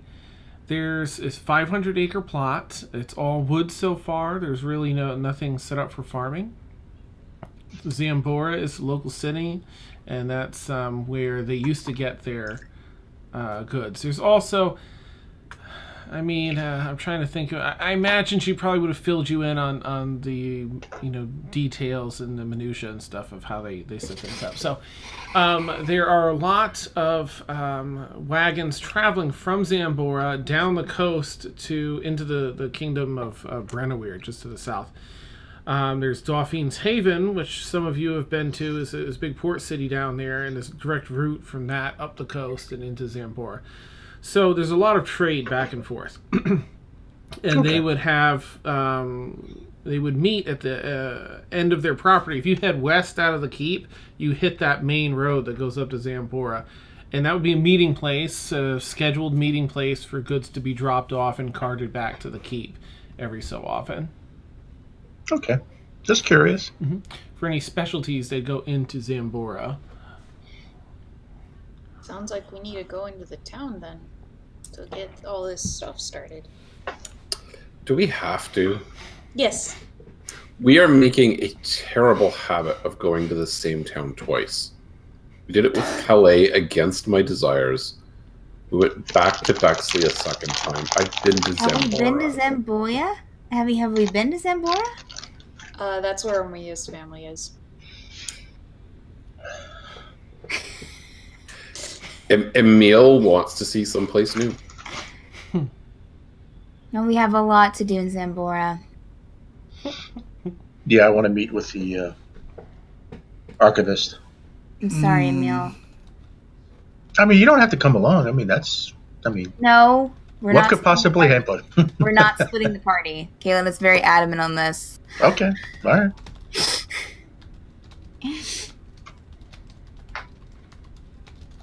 It just sounds so boring. I understand. I think.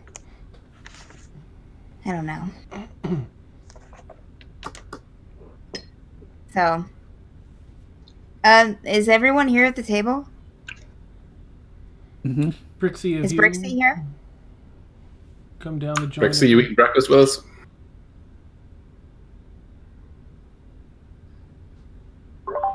I would think that Brixi would still be in the tree. And like when she's waking up, she's just gonna continue to hold our necklace and just think. I'm going to grab some breakfast, Dan, and take it to the tree. Okay, Brixi, this time you hear some determined footfalls approach. Not footfalls, but the armor. You kind of take a peek down. You see Caelynn down there with some bowl of oatmeal. Brixi, good morning. I have some breakfast here. Do you want some oatmeal that Felix fixed for everyone? Oh. Well. Well, Yikes, it was that bad, huh? Run away back.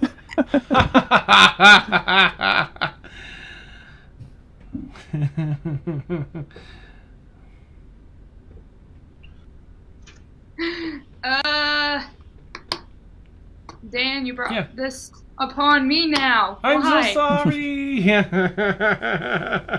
Oh, whew.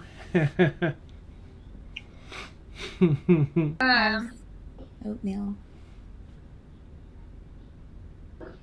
Hearing Caelynn's voice, she's gonna kind of Spider-Man upside down, halfway, and then hearing when she heard when she hears Caelynn's voice. Okay. And What are she you just- doing? Okay. You know how like kind of in like Spider-Man? You're just hanging upside down? Yes. I have some oatmeal. Did you want some? No, thank you. And I'm just gonna completely climb down. You should probably eat something. Brixi hears what Caelynn says, but she's gonna walk off. Okay. I will take the oatmeal back to the kitchen. Okay. Ooh, you return to the kitchen. Everyone else is, working through theirs, still at the table. But you all finish up your food, and the day is before you. What would you like to do? Felix feigns shock as food comes back to the kitchen. Just kidding. Caelynn will start to take it back to the kitchen, but I'll pause outside and just kind of engulf it, just force it down. And then take an empty bowl back. Found this bowl sitting around. I don't know, and I'll just let it sit in. I'll help them wash dishes. I'll scrub up some dishes. Wait. Doesn't Morty know prestidigitation? No, Like, I don't. You don't? No. We still have to do dishes? Maybe Eckhart does. Somebody must know prestidigitation. I think Eckhart may know best. Eckhart knows prestidigitation. Awesome. We'll just let the plates pile up until Eckhart can get to them. Nice. I'll make my mage hand. I'll make my mage hand and have it start doing stuff, so my rune will start glowing again. Nice. I'll make my mage hand, which is invisible, mess with her mage hand's dishes. Every time he gets put down, the other one gets put back. And what's going on? Mortimer just trying to help, just minor allusions to some classical music while they wash dishes, so they're not totally bored. No, you gotta do the Sword in the Stone soundtrack. Oh yeah, perfect. Is there any? Oh, there's not going to be any. Never mind. Okay. It's not going to be in like, oh, Oh, I thought we lost Brixi. Yeah, never mind. I'm good. I will finish up if it starts getting too crazy with the different mage hands, like the mage hand symphony going on. Caelynn will just kind of go back into the. Wait a minute, where are we at? We're in the kitchen area. Mm-hmm. So, where are we eating at? Are we the eating in the stage kitchen? for singing is nearby if you want to go sing for us. Nice. Have you? It's just around the corner. Have you ever heard me sing? No. Have you ever heard me sing? No. We don't hear you most of the time. So stuffy. Karaoke nights at the Keep. Yeah, I think Yay. I think Caelynn's going to go into the little chapel room. Okay. And just kind of sit down. It kind of reminds her of Mina. And so I'm just going to sit down there. I'm going to sit in the back, I think. Maybe even no, I'll sit in a pew in the back. That's fine. Okay. Not really doing anything, just sitting there looking around. So are we going to try and find this ghost today? Are we going to give Felix another rest day? Or are we going to Xanbora? Can we go to Xanbora, please, please, please? Well, one thought I have is, since we use the teleportation circle, we don't have a cart or horses anymore. So we may need to go to Xanbora and pick up steadier means of transportation. And so that's certainly on the shopping list, I guess. Brixi is just gonna walk and she's gonna play her hand flute. Yes. On the stage? No, leaning against the wall and just start to play. Were we all supposed to meet with Councilmember Shuffletrot as well? That's What's that? I imagine a brewer's there. You probably look around like she may enjoy a visit. Oh, I'm sorry. I thought you mentioned last night, Brewer, that there was an invitation for us to meet with her, or was I just mistaken? I had suggested to meet with Archivist That must have been what it was. However, I'm sure Councilperson Shuffletrot would appreciate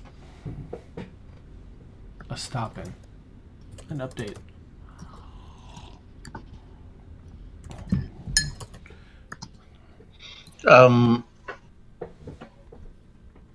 Or to cast the detect good and evil, right? Yes. Do you think it's worth another shot to see if the ghost is still around, or do you think that's just a waste of time? Maybe. No, Gallither will he'll grab at something around his neck, and you guys can pretty much clearly see that it's a lopped off finger, and he'll mumble a few words to himself and cast the spell. Awesome. Your senses reach out as everyone's like, ah! Severed finger. That was 30 feet, Dan. Okay. This house is clear. Yeah, you know. Awesome. Yeah, you don't sense anything. In fact, you can even, we'll say, just to clarify, in case you go around the house and peruse, nothing pings on your radar, seems to no longer be here. What does detect evil and good exactly detect again? Evil and good. Not just gonna. It's like Yeah. certain creatures, certain like celestial and Yeah. and undead Aberrations. Aberrations. Is Elemental Fey Fiend. Elemental. 1 second. Just double checking.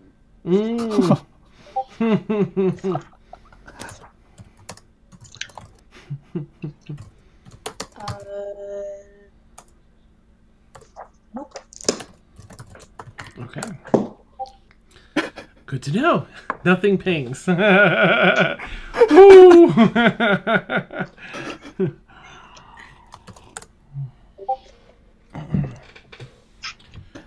You can rest assured, Mortimer. There doesn't seem to be anything left here.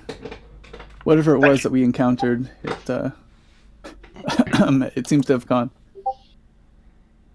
Thank you. Thank you for doing that. I appreciate it. So course. that's probably not good because it probably went for someone else. Maybe. Shall we get going? Let's get going. Come on. Caelynn's still in the chapel room. Okay. There is a certain peace in this room. There's a couple in the southern part. There's one window that's a stained glass window, and while it doesn't depict anything per se, it shines this beautiful light in as the sun. Oh, I think it's in that direction.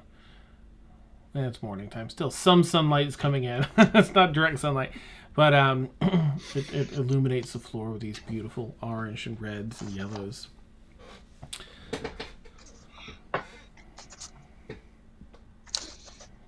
So we're gonna have to walk, aren't we? Yeah. Hey, Felix, if you want, I can summon a ride for you, so you don't have to walk that way. I noticed you're a little bit tired. I might be doing a little bit better now.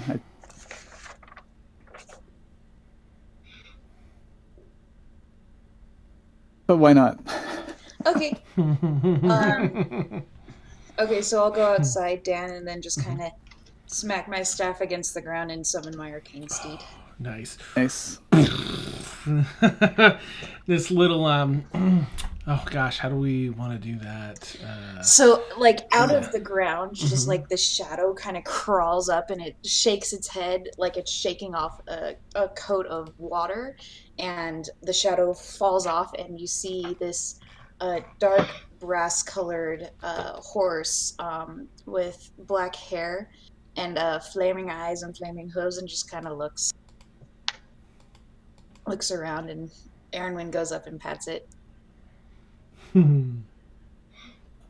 That was unexpected. His name is Charles. Caelynn will hear the rumble from the chapel room and run into the kitchen or where everyone is. The horse is in the kitchen. No. I did What this the outside. hell is happening here? I did this outside. I said I went outside. She did. Oh, okay. Yeah. I'll run where everyone is. Just be like, "What was that?" This is Charles. It's essentially Oh, nice. accept It popped copper up the way just that as you she said that. That was described. beautiful. Wow. Charles? Mhm. He's beautiful. Caelynn will walk kind of in a very wide circle around the horse. Oh, he's nice. You You don't need just to sort of worry. watch this. He's very colorful. Clip, clip, clip. Thanks. Did you create him yourself? Kind of. When I left my home, the village leader gave me a gift that they had been keeping, and she pulls out from under her shirt just like a little medallion, and so this allows me to create an arcane steed, and so when I first made him, I made Charles. Wow, that's impressive. Oh, thank you. Yeah, the village gave me a lot. when I left to go study. They were very nice. Sounds like it. Brixi, out of the dome of the top there, the top of the tree where you're perched, you hear something going on outside. Oh, and you can take... Oh, yeah. She walked away. I She walked walked away. Oh, right. Okay.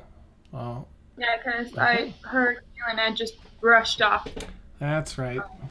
Caelynn's offer, and I'm in the kitchen,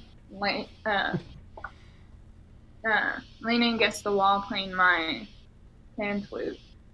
Oh, right. That's right. Okay, sorry about that. I'm a bit disappointed because I was excited to make a roll to see.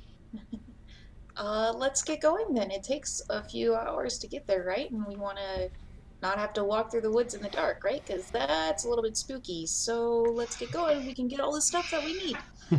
Go get some non-arcane horses and a cart and some food that isn't 300 years old. Agreed. Felix reaches up for Charles's muzzle and says, "What's up, Chuck?" No, that won't do. No. Charles it is. Charles. Charles It's it is. Charles. Very specific. Yes. It has to be Amazing. Charles. You don't want him to bite you. I'll lead into the door because I'm guessing Brewer's still up and somewhere in the house. He's Dan? here he was in the kitchen. He probably, Okay. if you all ran out, he'd probably run out as well. Okay. All right. What about... Oh, Siri, hush up. I'm not talking to you. Sari wants to be part of the campaign. Yeah. Siri, roll d20. Yeah. Nice. Roll for initiative, Siri. Awesome. Awesome. And Brixi, since you were in the kitchen playing the pan flute, you would have seen everyone sort of hustle out. Did you want to stay in the kitchen, or do you want to hop out and see what's cooking? Because the kitchen. I'll just follow the crowd and just slowly walk. See the horse and then look at Erwin. His name is Charles. Not Chuck. No. Not Chuck.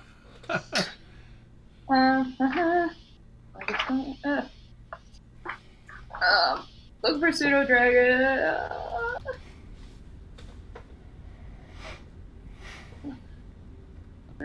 But he has no like saddle or bridle or anything.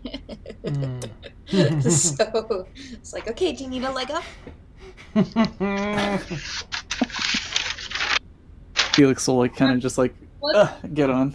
Okay. He'll probably get like saddle sores and just like have the same amount of exhaustion that he does, even after a long rest. I don't know. It's an arcane horse, so I don't know if it would make you sore or not. That's cool.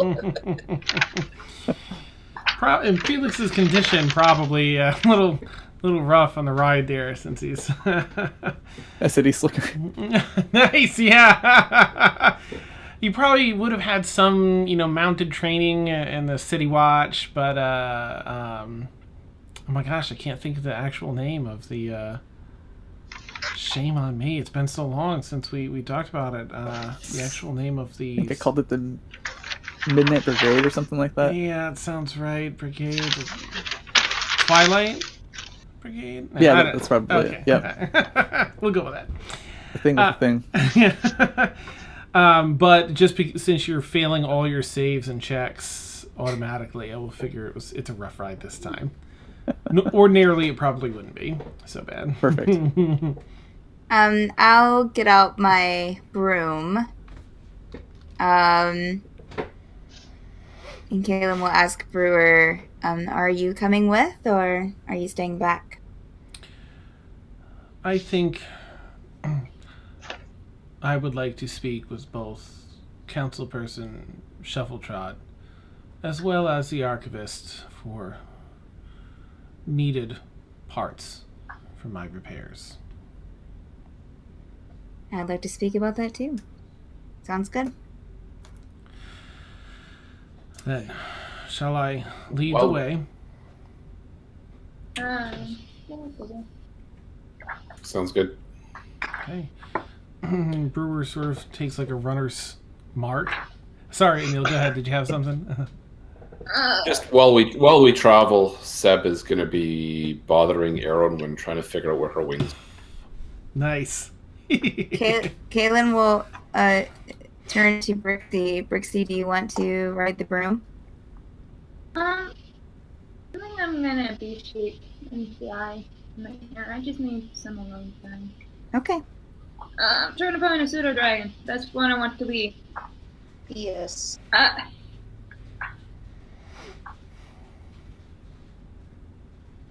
What page is it, Sam? Help me. Pseudo dragon might be in the in the NPC thing here. It's in Xanathars? 254 in the MM. Yeah, challenge reading 1/4. And you probably would have seen that in the Fae, so we'll put that on the list of okay.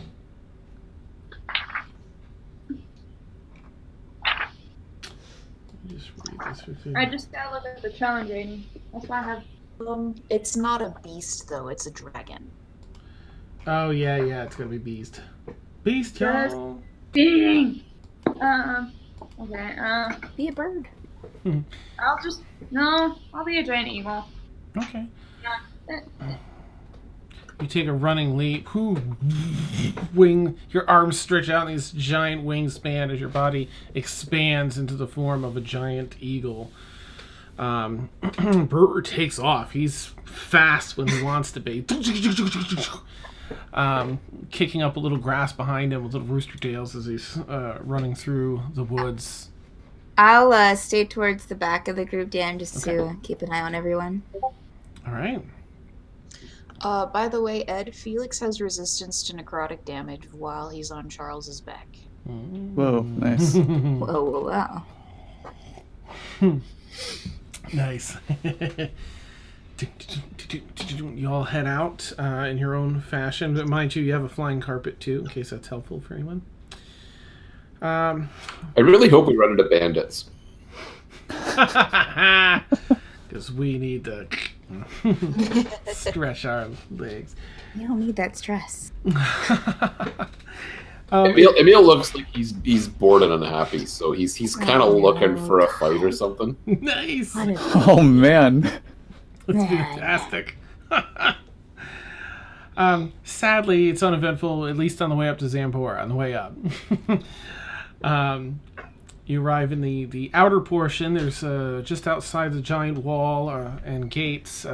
There's like a large bazaar set up outside for huts that are selling adventuring gear, buying and selling goods, a number of areas that sort of purchase goods and then bring them into the city. Now, you all were put on a list when you visited here with Ormia, but Mort and Galathor, and I think that was before Brixi, right? Yeah, Aaronwyn are not on the list. Oh, what's up, buddy? No. Okay, do you want to just... Liam doesn't need that, the yellow one. Bucket. You want to use that? Just in case? What yellow one? Huh? The yellow bucket. He's got it on his bed, but he's fine. I want to try to wake him up. Alright, we'll get the white one from the kitchen then, okay? I just want some water in my hand. Alright, go ahead. Yep. Sorry.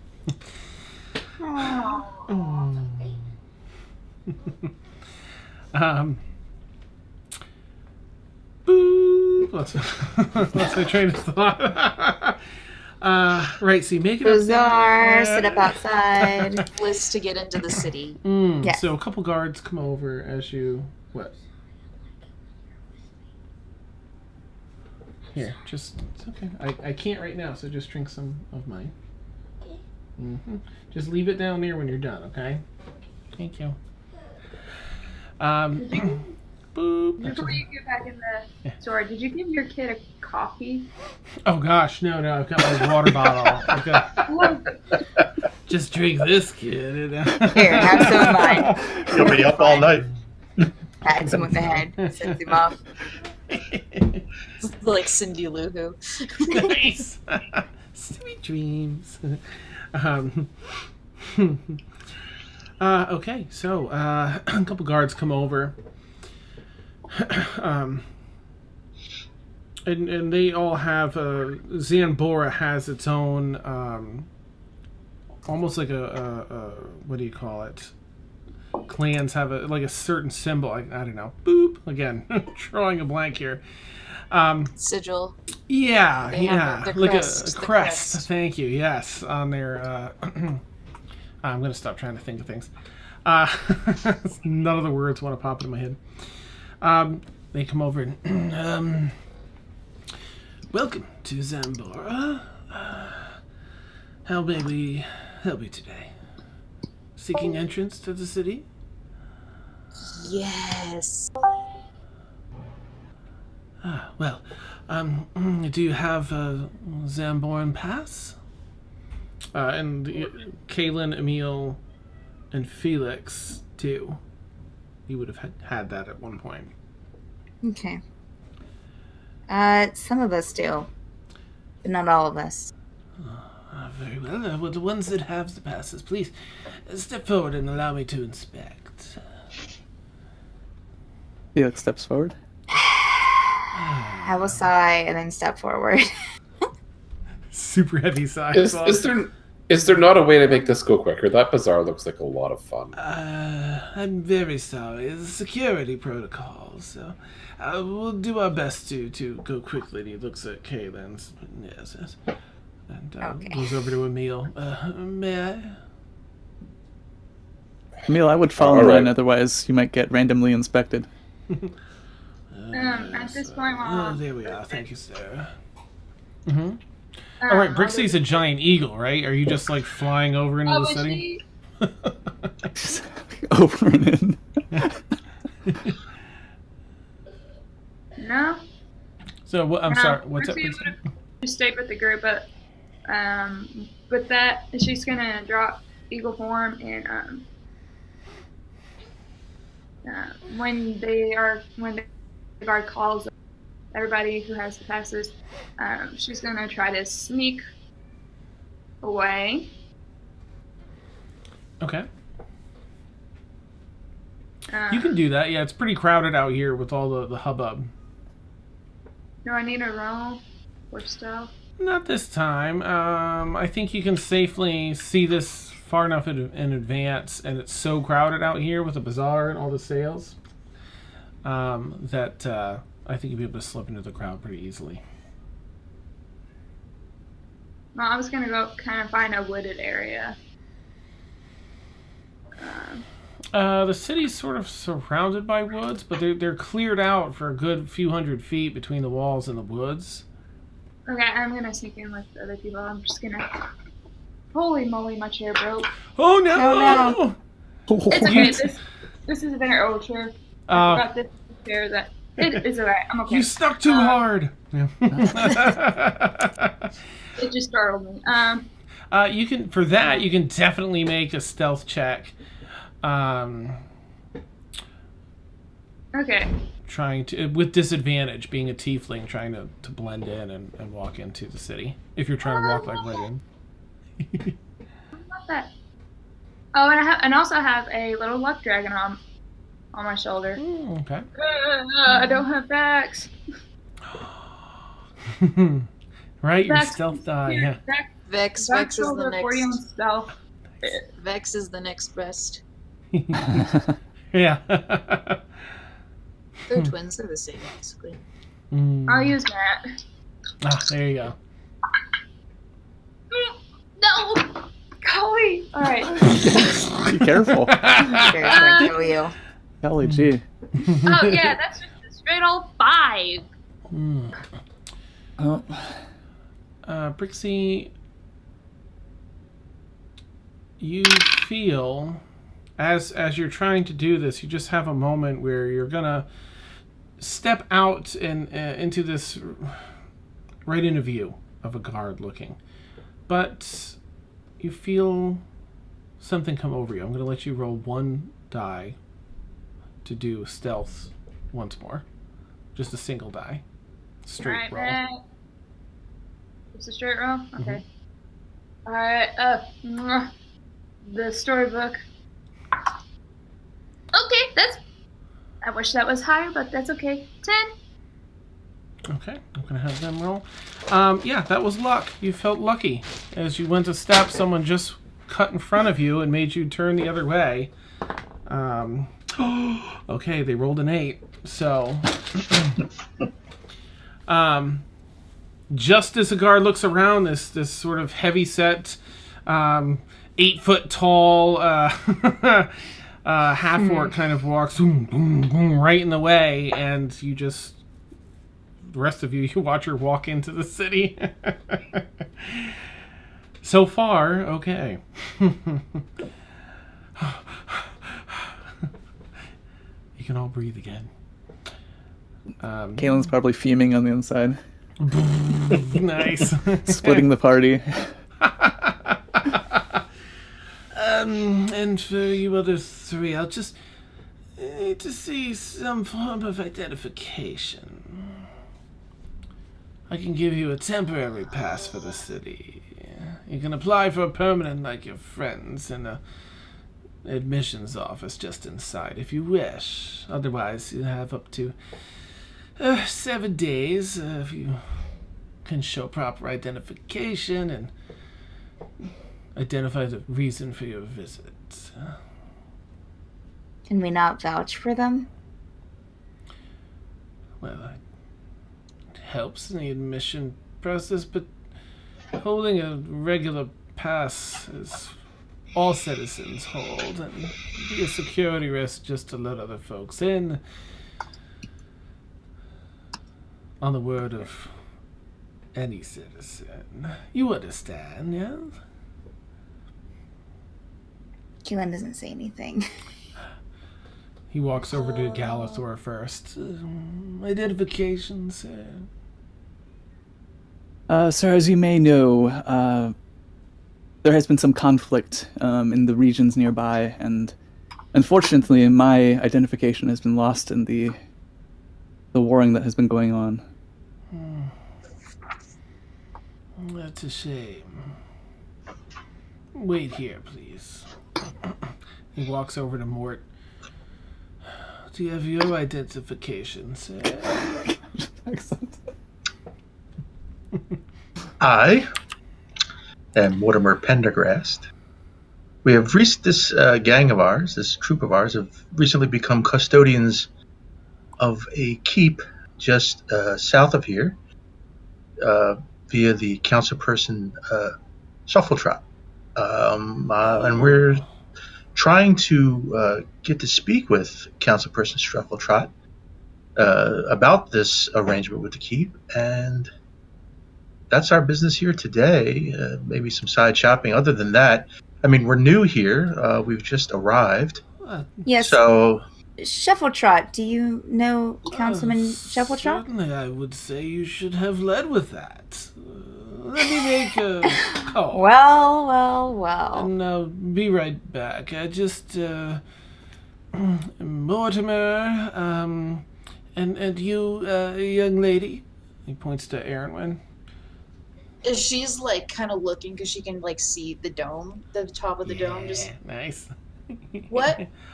I just need names for when I contact Councilperson Shuffletrot. Brewer Smith. Understood. Brewer's sort of been out of sight a bit, but he'll walk up, I think, at this point, saying that,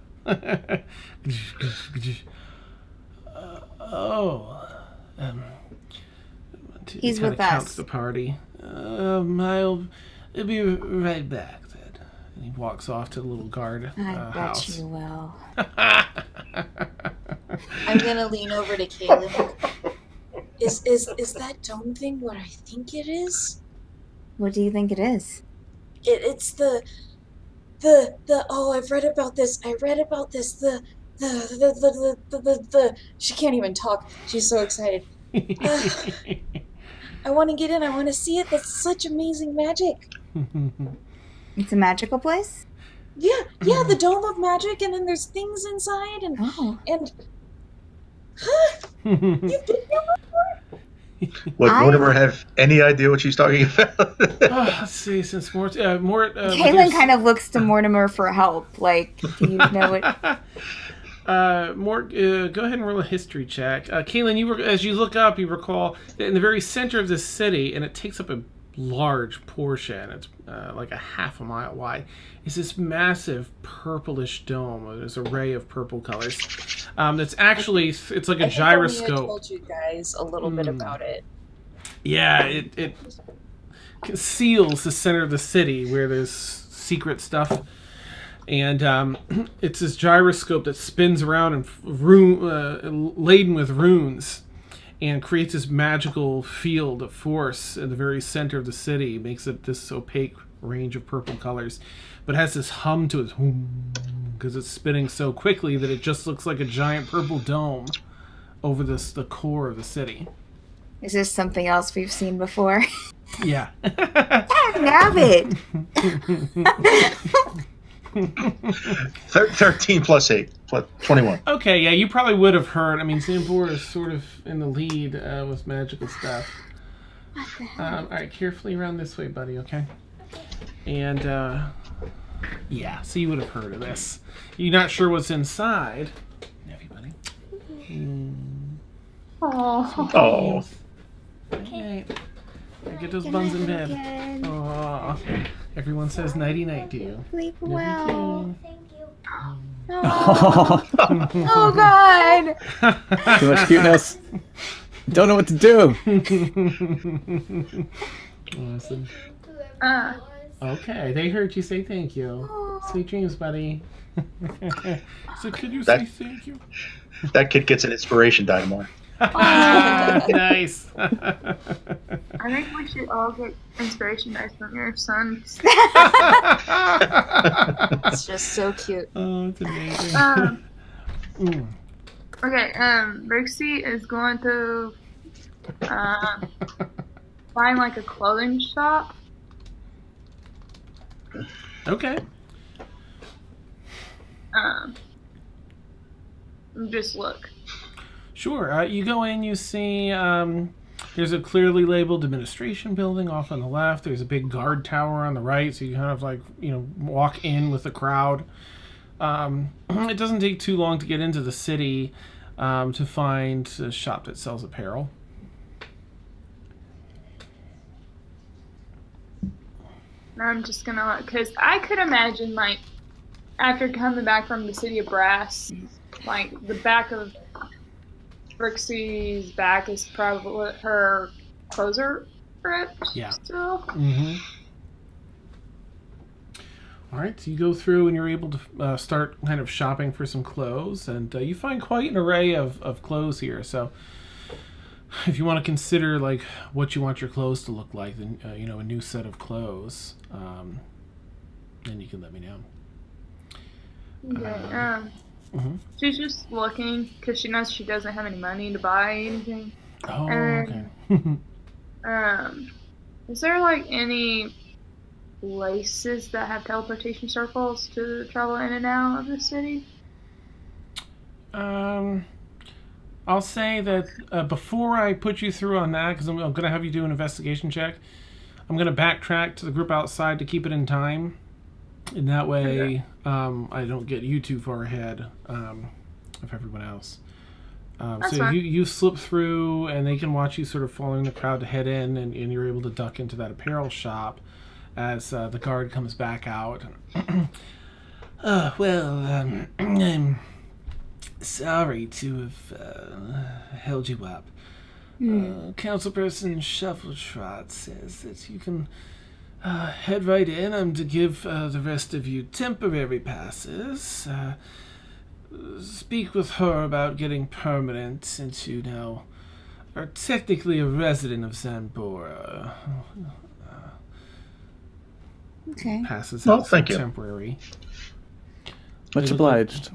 Certainly, As he certainly. comes to give it to Erin, she kind of takes it and she just kind of leans into his face, just like staring at him. How do you get your voice to be so well, I guess I have my parents to thank. She'll lean back. Caelynn smirks. She can't. Well, good day. I gotta turns Okay, to walk bye. over to the guard check. Walks inside. Caelynn tips an imaginary hat at him. Awesome. As you all head in, you see Emil's not there. Oh, okay. As everyone else heads. However, Uh-huh. a redheaded girl that you last met in Bridgeport joins up with you guys and says, "Hi, Erwin. Hi, Caelynn. Are you guys off to start a brawl at a bar? What's up? What fun things are you going to do today?" I don't know who you are, but you're cute. Come on, let's go. Have you ever stolen anything, Erwin? I could teach you how to steal some stuff. Yeah, Doesn't that sound like a great idea? that does. No, it does not sound like a great idea. Look at the bazaar. Look at all the things that are out here. We could steal stuff. There are so many shiny things, and I want them all. Come on. I want to. Do I see Brixi anywhere, Dan? Make a perception check, as it's probably about the same time as she's popping out. No, Dan. Mm-hmm. I'm gonna. If Caelynn kind of sees me, I'm gonna leave the note I wrote to her Mm-hmm. with the shop owner, and I give her a description of what Caelynn looks like. If Caelynn and knowing Brixi, she probably wrote multiples of these letters to see Mm-hmm. and Okay. give them to various people. Nice. All right. Brixi, go ahead and roll a stealth. If you're trying to be stealthy and not get spotted by them, go ahead and roll a stealth check if you want. If you're just going about your business and it doesn't matter, then I won't bug you with it. Let's roll my big dice. And it's a 23 total for perception, Dan.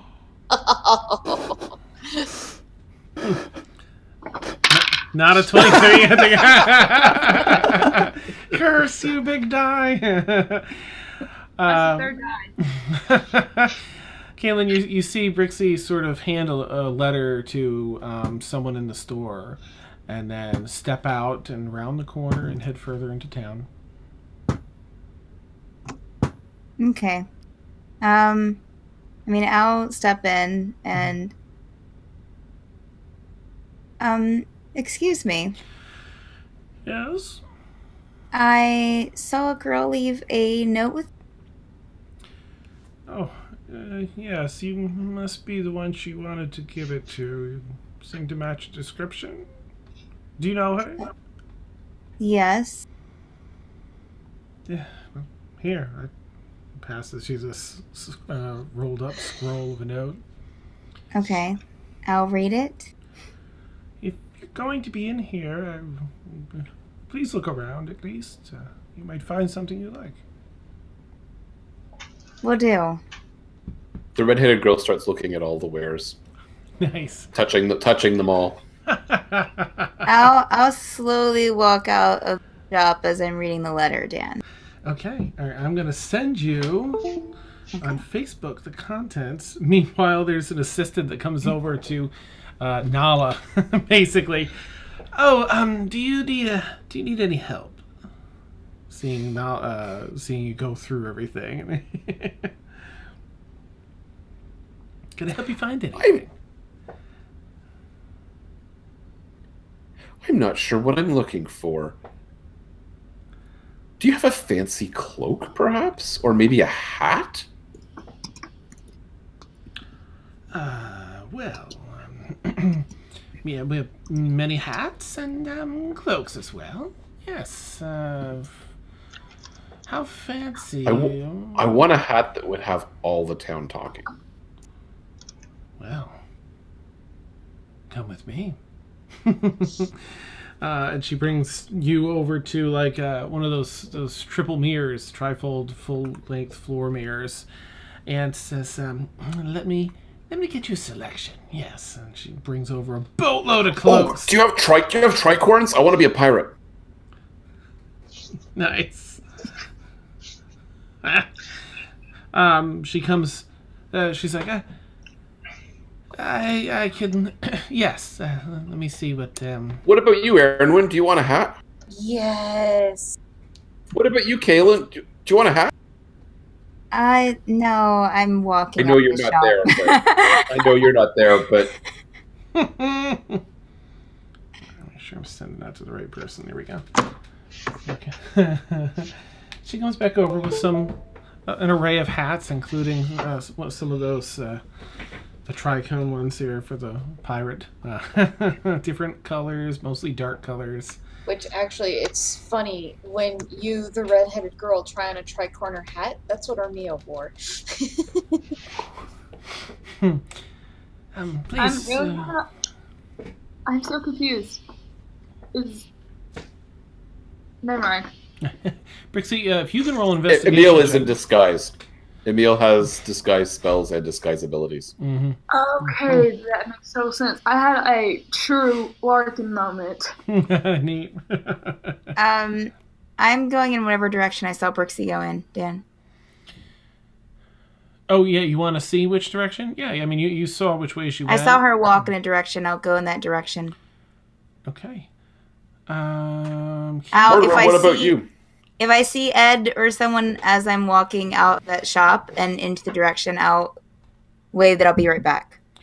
Does she see you, Felix or Galator? Sure. I'm trying to.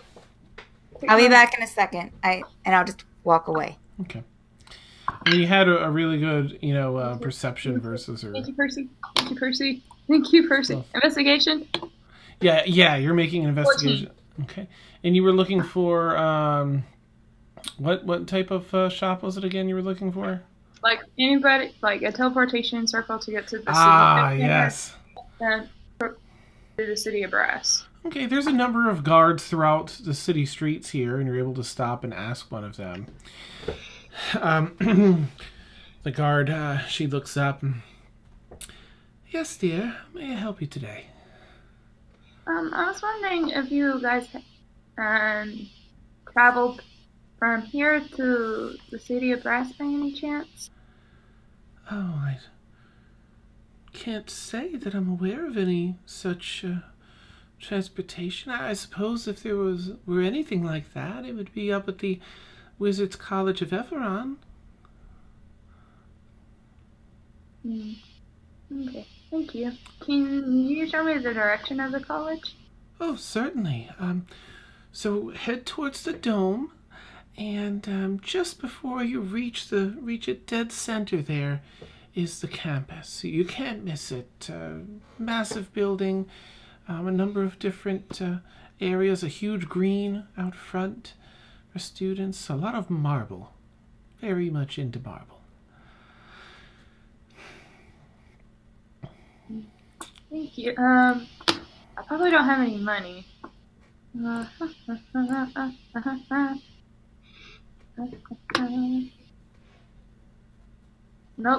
Oh yeah, I give it all to Mort.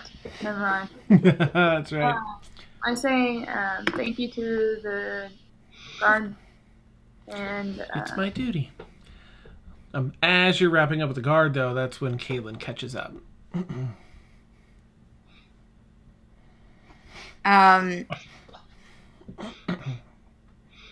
when I see Caelynn, I try to run. I will run after her.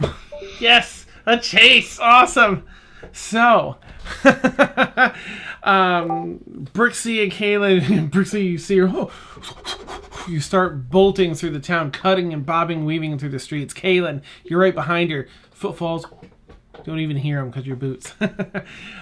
So I'll have both of you roll an athletics check to see how round one goes here as you're racing through the streets of Xanbora. They're big, wide streets, probably 25, 30 feet through this main area, and then they have offshoot roads that shoot off to the side that are smaller. That's a 24 total, Dan. Oh! Come on, Grog. Mwah.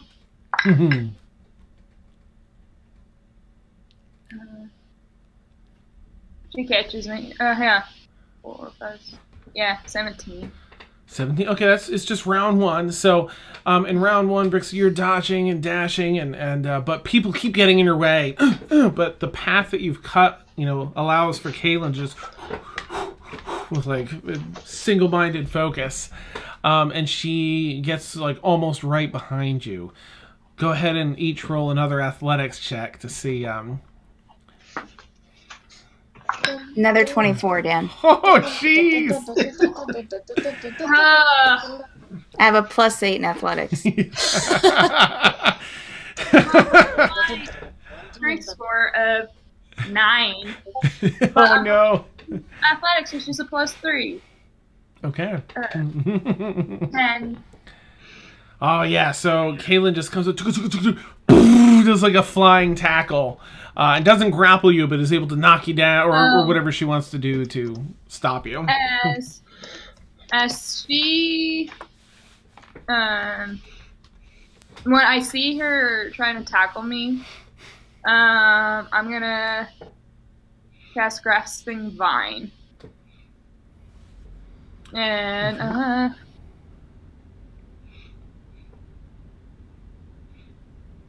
Brixi, stop. I'm just trying to talk to you. she's still gonna cast it, ignoring her. You see her jump and leap, and in midair spin around to face you, and you see her casting this spell, just completely ignoring what you're saying. Bam! And you have to roll a dexterity saving throw, Caelynn.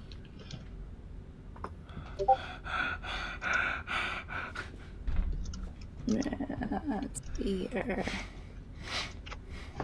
What do we roll for our saving throws? Is it That's the right-hand side is saves. On the main... right? But what do we tab. roll a d20? Yes. Okay. Oh, right. I'm sorry. Yeah, plus... D20 plus your saving score. Are you proficient in it? Because... So 18 is the total. Okay, yep, plus the 3. Okay, you got the +3 in. Okay. I think that beats... I don't know. You guys are pretty high level. Let's see, Brixi... I have a high wisdom, though. You're My 4. So it's 11. It's 11 plus your wisdom. Oh, it'd be 16 is what you'd have to beat. So she beats it. Vines come up. As she's done this mid-air like spin around. She casts a bunch of seeds on the ground. I'll swipe them with my sword as they're trying to grapple me. Yeah, you just Do I slice have through. more, since I cast it, do I have any more running advantage? Or... Nope, this is it. She got 2 athletic checks on you and overcame the grasping vine. She cuts him down and just and comes in and effectively, knocks you down or whatever she needs to do or wants to do rather to. Yeah, I'll knock her down. How do I want to do this? I don't want to. I think I'll grasp her just to stop her from running. But as soon as she stopped running, I just want to get in front of her. Brixi, you cannot do this. You cannot do this alone. And I have tears in my eyes. Brixi also has tears, and then... Let us help you. After hearing that, I'm going to turn into an owl and fly to the college. I'm going to get on my broom. I'll get my broom out. She's got you like in the shoulders, holding you, and you shrink down into the size of a fly away. She pulls out her broom, Gryffindor, and flies right behind you. Actually, she could fly right next to you. Oh wait, Caelynn and Emil are trying hats on each other. Just like stacking them high, like to see how high they can go. It's a montage, really. Like, you flash to the race in the city, and you flash back, and everybody's trying on tricordons and posing in front of mirrors. Action music to the chase, and then you guys are just like nice, happy piano music. Nice. Be quiet. What's the broom? I think it's 50 feet. What's the owl? A giant owl can't find a normal owl, but there's a giant owl. You can find it now. I think I've got it right It's here. 60. Are you a giant owl or a standard? Standard one is also 60. So, Caelynn, you're trying to keep pace. The owl's just a little bit faster. It's not. You can maintain visual because it's not that far, especially at the speed to the campus. But you're racing behind her, wind whipping as you're going full throttle on this broom, trying to keep up with this owl that just ever so slightly creeping out of range, and you see it go flutter down. Actually, that's kind of interesting. I just need to roll something. And Brixi, as you're racing towards the campus in this form, if you would roll a stealth check, please, with your owls. If the owl has a bonus. Oh, it's my dex, right? Not the owl. It's the owls. You keep your intelligence, wisdom, and charisma. Okay, I always get that mixed up. You have a +4. Giant owls have a +4 to stealth, and they're proficient, which means you can add an additional 4 +8. Can I see if can I keep an eye out, Dan, to see if as I'm flying, to make sure that I don't know that there's no one I don't know what I'd even be looking for, anyways. Make a general perception check, Caelynn, if you would. Okay. So add 8 to your D20, Brixi, and that'll be your stealth. General perception check. That was a 23 total. That's better than a +4. That is 13. Oh no. Ooh, okay. All right, so I think the dice are trying to tell you something. I rolled with Pike, and Pike is the most unstealthiest. Yeah. Yeah. I don't know why I rolled with her. So, But anyway. Brixi, you're flying in. Now, mind you, you are a giant owl, and you're flying into this campus at full speed. Caelynn, you're looking at just doing this check to keep an eye on this giant owl, and you see down below a number of mage types pausing and looking up as this giant owl's down into the campus. You see hand gestures begin. Oh no. I actually need to check something because oh right, no, they've got their thing. Brixi, your form becomes that of a tiefling. Your true form reverted. Oh shit! I need to go. I need to go. Okay, let me do some quick math to see the distance. All right, let's see. So that was about that far. Hey kids, trigonometry is useful in real life. If a train leaves the bazaar at 7:20 and a train leaves the Wizards College of Epheron at 7:25, how many turns before you hit the ground? I was gonna. Can I cast? I forgot to choose my. Dang, I need to remind myself to choose my spells. Dan, if it helps, I believe it's 500 feet per turn. The fall. The maximum that someone can. Oh wait. Fall. Okay, 500 feet. Okay, Yeah. that's what I was looking for. Jeez. I mean, is it really? I mean, let's use Keelan me- as an example. Are you sure? Concept ready. Let's see. All right. Here the maximum falling height is 500. I think I want to say it was in Xanath? No, it would have been in what's the other one? DMG. No, Morden Cannons, I think. Oh, okay. Oh, geez, because that's gonna be brutal. No.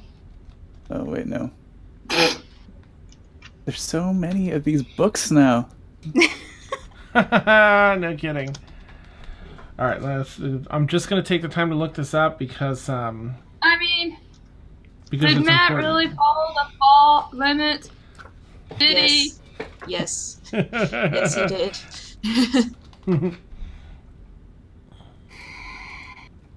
Oh, here we go. Holy It's in shit. Xanathar's Under Falling. Okay. And it's, what was it? When you fall from a great height, you instantly descend up to 500 feet.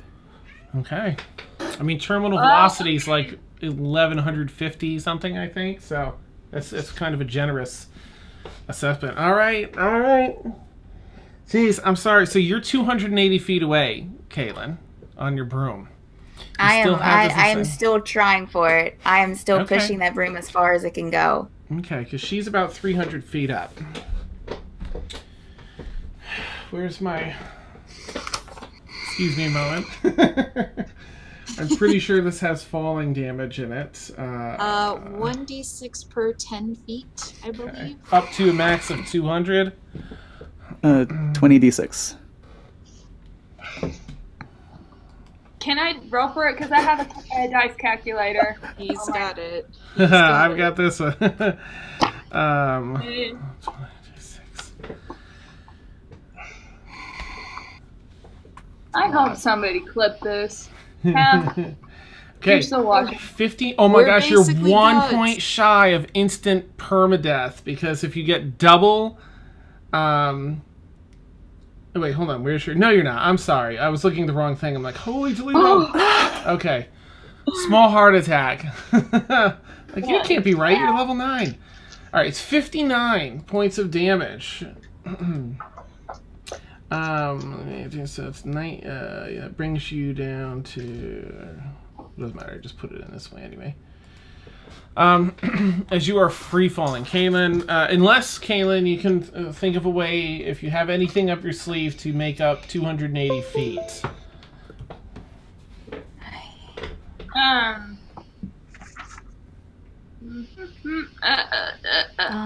Oh wait. Just check something. I'm trying to think because. None of us would know about this, huh? No. I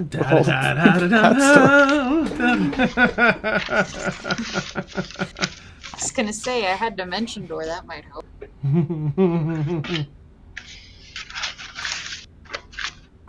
Yeah, I don't have any sheet. I don't have anything that I can expense. I mean, would dash or anything give me more speed, or You have 50 on your regular movement. Dash would be 100. If you were to use your action surge, you could use dash again to make 150. But yeah, I don't think you could make up to 280. yeah? Brixi, you fall, and I don't know how someone survives that, but in the game, you're extra tough. Magic. And Magic. you've got this forward momentum too, and you just boom, boom, you skip across the grass and dirt of the front green in the Wizards College of Epheron. About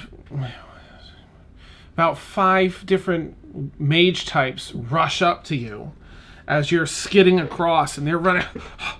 Go ahead and please, Brixi, make a wisdom saving throw. And I put a different hat on Emil. I think the green looks great. It brings out So Nala's black. eyes. Listen. Wisdom saving throw. Yeah, just as you start bouncing, you're trying to guard yourself and protect. You hear a in your forearm. You hear the bone break. You tumble. You're tumbling shoulder over butt and then sideways. Thanks, Keela. Another 13. Mm. Okay. And as you do, your muscle seize up. And you're still tumbling, but you can't move your muscles. So you're familiar, I think, with a whole person spell, and one of these mages has cast this on you. You finally come sliding across some of the grass that's still wet from yesterday's rain, right up near the very front stairwell to the Wizards College of Epheron. As these 5 mages circle around you, Caelynn comes down on her broom just behind, dismounts and runs how many? over. Whoa. How many wizards are there? You see 5. They're not casting anything. They're just surrounding to identify. Okay. It seems. That's fine. I will land. Mm-hmm.